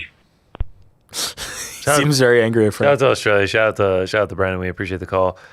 Moses Atama feels like he is destined to become heavyweight champ. he might be already the best heavyweight in the world. Yeah. Like, that's the crazy part. In what's a shallow division with Usyk out the door, a career coming to an end. Yeah, it feels like Atama is just waiting to claim the throne.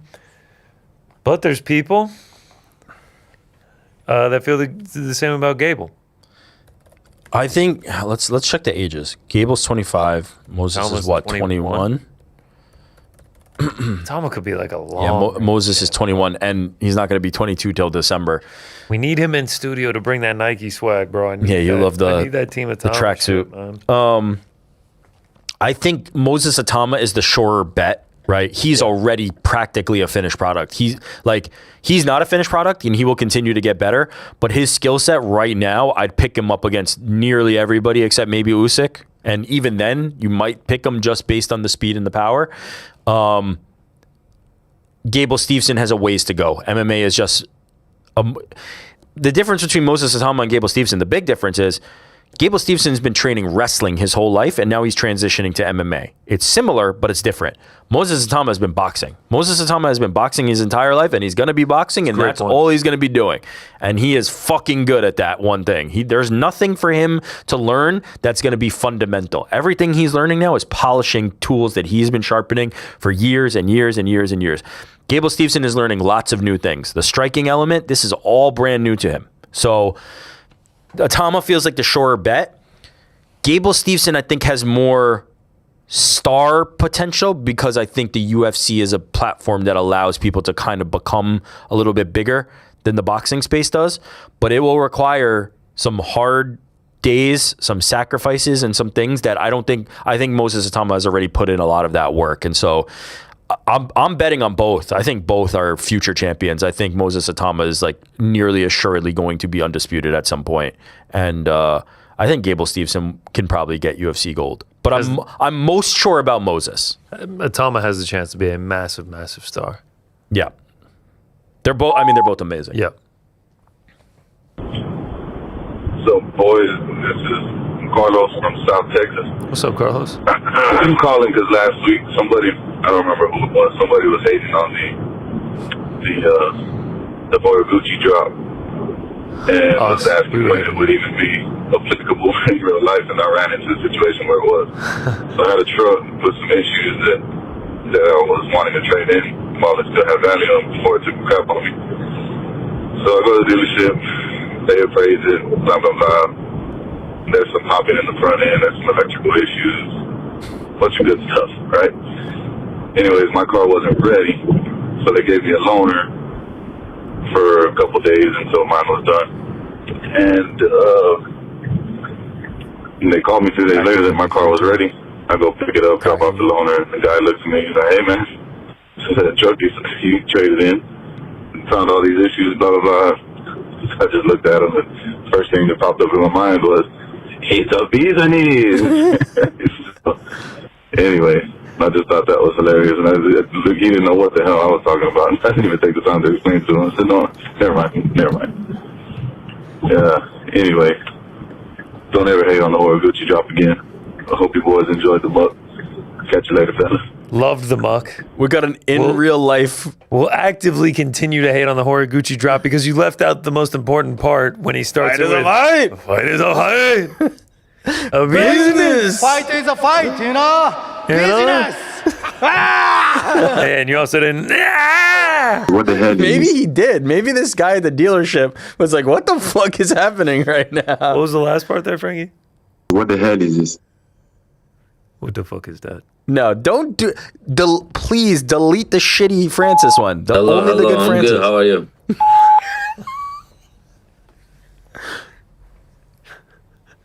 Where's the call? Yo, what up, boys? It's Manny calling from outside Miami. What's up, Manny? Just finished listening to the Men in the Muck episode. I really like the energy, man. It feels like you guys really had a good time doing it. That was fucking great. And I don't know, when y'all was at the Heinz sauce machine, magic. I'm not saying y'all was high, but it seems like an experience that's enjoyable while high, and it seems like y'all enjoyed it. Who's to check? And I just like the whole vibe of it. It seems like y'all really had a good time. It felt like a coming out party in a sense.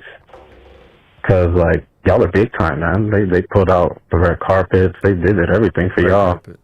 Y'all got the suite. I mean, even though we couldn't see y'all view, y'all got the suite. And it looked real sweet. Very sweet. Shout out to Rick. Shout out to Connor. Shout out to Bahamundo's package.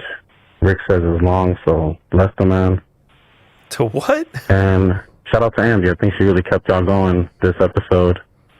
Yeah, man. Shout out. Shout out, man.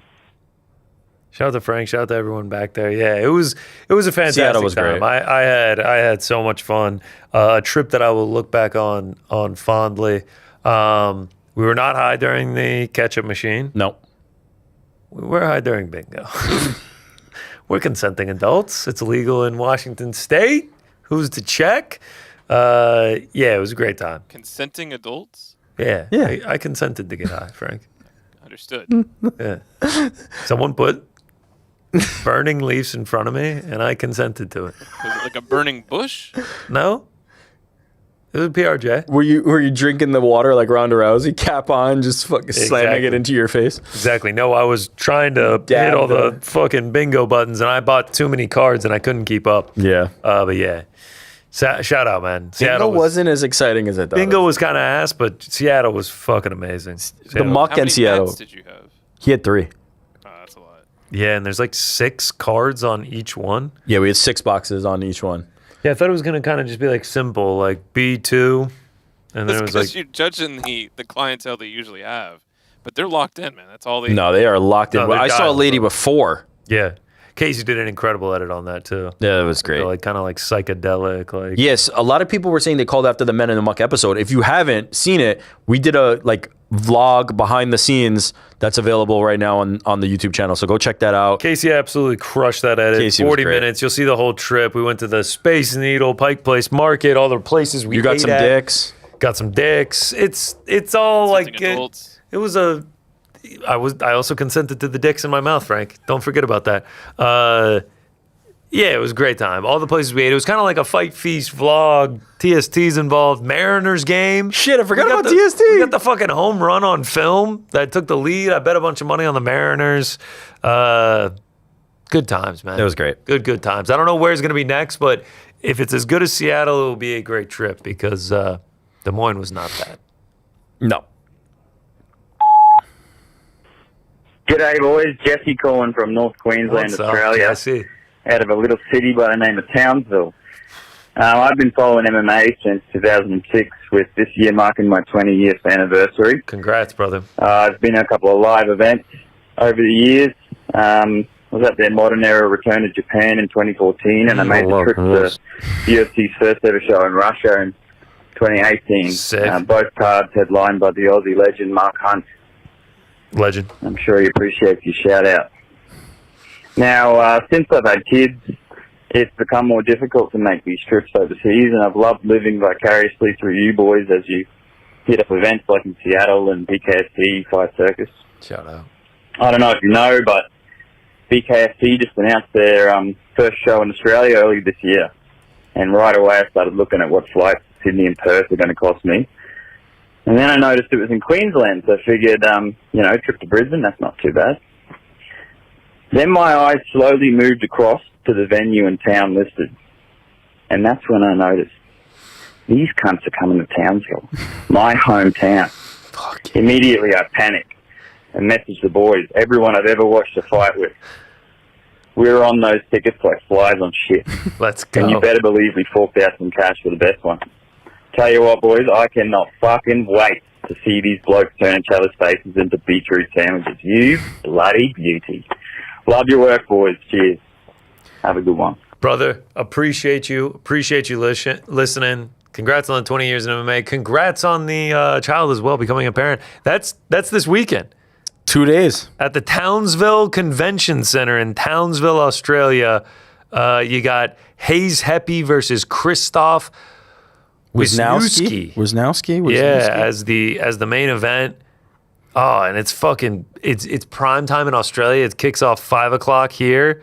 This is great, dude. Congratulations. That is BKFC is fun. You're gonna have a good time. BKFC is fucking awesome. You're gonna have a blast, and like you said it, these dudes are gonna turn each other's faces into fucking mincemeat. It's gonna be awesome. Enjoy that, brother. Going with all the boys too is probably it's just gonna be a rocket. Also, like to go to Townsville, like what's the populations there? Australia population. Consensus last year, okay, 205,000. That's not that small. He's like, my little corner of the world. It's like, oh, you actually got more. Shout out to you. Man. I think Jesse. Shout out to you, Jesse. Big up to Townsville. Big up to BKFC. Enjoy, brother. Wow, this looks like a beautiful little spot, man. You guys got a mountain. Looks like some golf courses. Shout out to the mountain. Are you looking at pictures, Frankie? Yeah, man. That's a nice looking mountain, dude. It's probably one of the best mountains I've seen. It's like overlooking the city. Thanks for like being an asshole. It looks like kind of like a miniature city with a Great Barrier Reef. No, seriously. Yeah, the city seems to be built around the mountain in the center. Yeah, it's quite nice. Shout out to fucking Townsville. Shout out Townsville. Big ups. Boys, morning, evening, whatever it is for you guys. This is Eric. Hello, I'm good. How Out are you? in Denver. Couple things I wanted to kind of ask and see what's going on. First, how do you guys feel about the Paramount cards? Besides this last one, how do you truly feel about them? Have they been worth all the hassle and trouble to make them streaming, etc.? Do you truly feel like they've been worth, up to snuff, and worthy? Second question. Where is the where's that call where you had a caller or a super chat of a fan literally predict that effing goofball Hokit going as far as he would, doing as good as he would. I mean, this fan called it out. Can we give this man some love? I know you guys can find it. God damn, as much as I hate his shtick, dude's killing it, man. Anyways, love you guys. Welcome back. Love to hear your thoughts. Oh, there was a caller who was just like, this is the Hokit era now. Welcome to it. And you were like, he's going to go on to beat this guy and be champion. And he actually did kind of like lay out. Great. I mean, great call. Yeah. If we can go back and find that one, that is top notch stuff from whoever predicted that. What did he ask someone else? I'll say this. He was talking about the Paramount stuff. To me, the biggest compliment I can give them is there hasn't been any noticeable lack of continuity between the ESPN era and the Paramount era. Like the fights are showing up fine. Yeah, but the streaming service itself has been great. Yeah. The cards up until Seattle have been shit. Hopefully this is a turning of the tide, but yeah, let's not beat around the bush. Up until Seattle, they were shit. It felt like cards were not good. Detrimental to the sport. Yeah, but Paramount itself, they've been doing what they need to do. I have been seeing some people say that they don't post full event replays though. Yeah, I've seen Kaposta banging that drum. That's weird, huh? Yeah, they post like the highlights. Do the replay. Yep. But yeah, shout out Paramount. Hey, what's up? It's Yabbit from Charleston. I was just listening to the episode that y'all had about the guy getting John Jones tattooed on his leg. Yes. And y'all were saying, like, what if a girl saw it? And I have UFC fighters tattooed on my leg, and they see him, and they just ask who it is, and you tell them, oh, it's my favorite UFC fighter, and they kind of move on their way. Okay. But I have Valentina Shevchenko on my thigh and Hamzat Chimaev tattooed on my thigh. Jesus Christ. So, I got we need to see done it in 2021 or 2022. Damn, ahead of the curve. It was real sweaty, wondering if he was ever going to fight for the belt or actually win the belt, or I was just going to have a random Chechnyan man tattooed on my thigh. So it gets a little tough at some points. But if you go straight to a champion like that, but he's good, he's fine. That's nuts. That is fucking crazy. I'm shocked that women are just like, oh, okay, yeah. I tell some women I work in the UFC, and they're just like, They're not very enthused about it. They're like, oh, cool. Oh, wow, congrats. Yeah. Oh, wow, congrats. The fact that he got Hamzat when Hamzat's like debuted and had like 2 wins over jobbers and was like, tattoo my thigh with that man. Even I can't claim that. I'm a Hamzat fan. Even I can't claim that level of dedication. I'm also not going to lie. I don't think, that's just my favorite UFC fighter is a good enough explanation. If It's I drop the relevant. drawers and I got John Jones on my whole shit going down my leg, it's just my favorite UFC fighter. I can't imagine a woman's just going to be like, okay, nice. That's what he's saying is happening when he shows him Hamzat. They're like, who's that? This guy's 2-0 in the UFC. He's incredible. Don't worry, he's gonna be a champ one day. Or Valentina on the picture of Hamzat. I want to know. We need to see photos. Send. Okay, my email is on my X account. We need send us your handle. Send us photos. We need to see the Hamzat and the Valentina and just be like, I need those.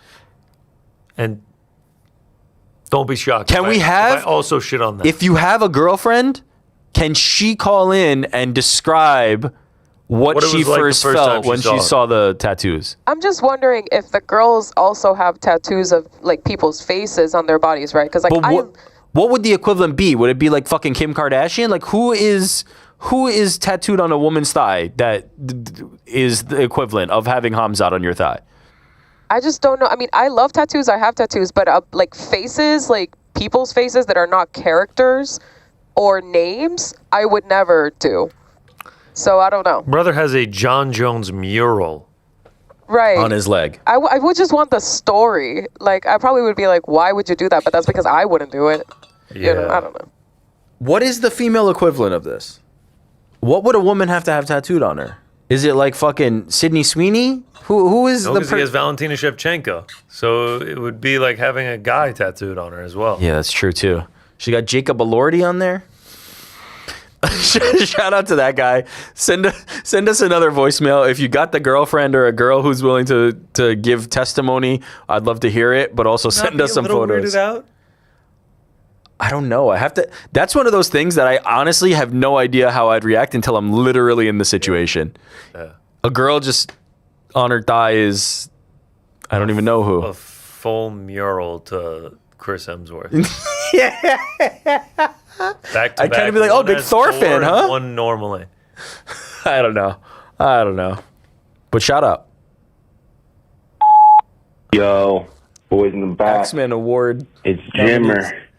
Yeah. Question for New York Rick this week. Okay, Go ahead, Jimmer. Rick. Yo, Rick, I'm trying to find the origin interview from the sound clip for that Dana does the that's fucking illegal, you know? And I cannot find it anywhere, That's man. fucking illegal. Do you know what I should search or where I can find the original clip? I just want to find that interview.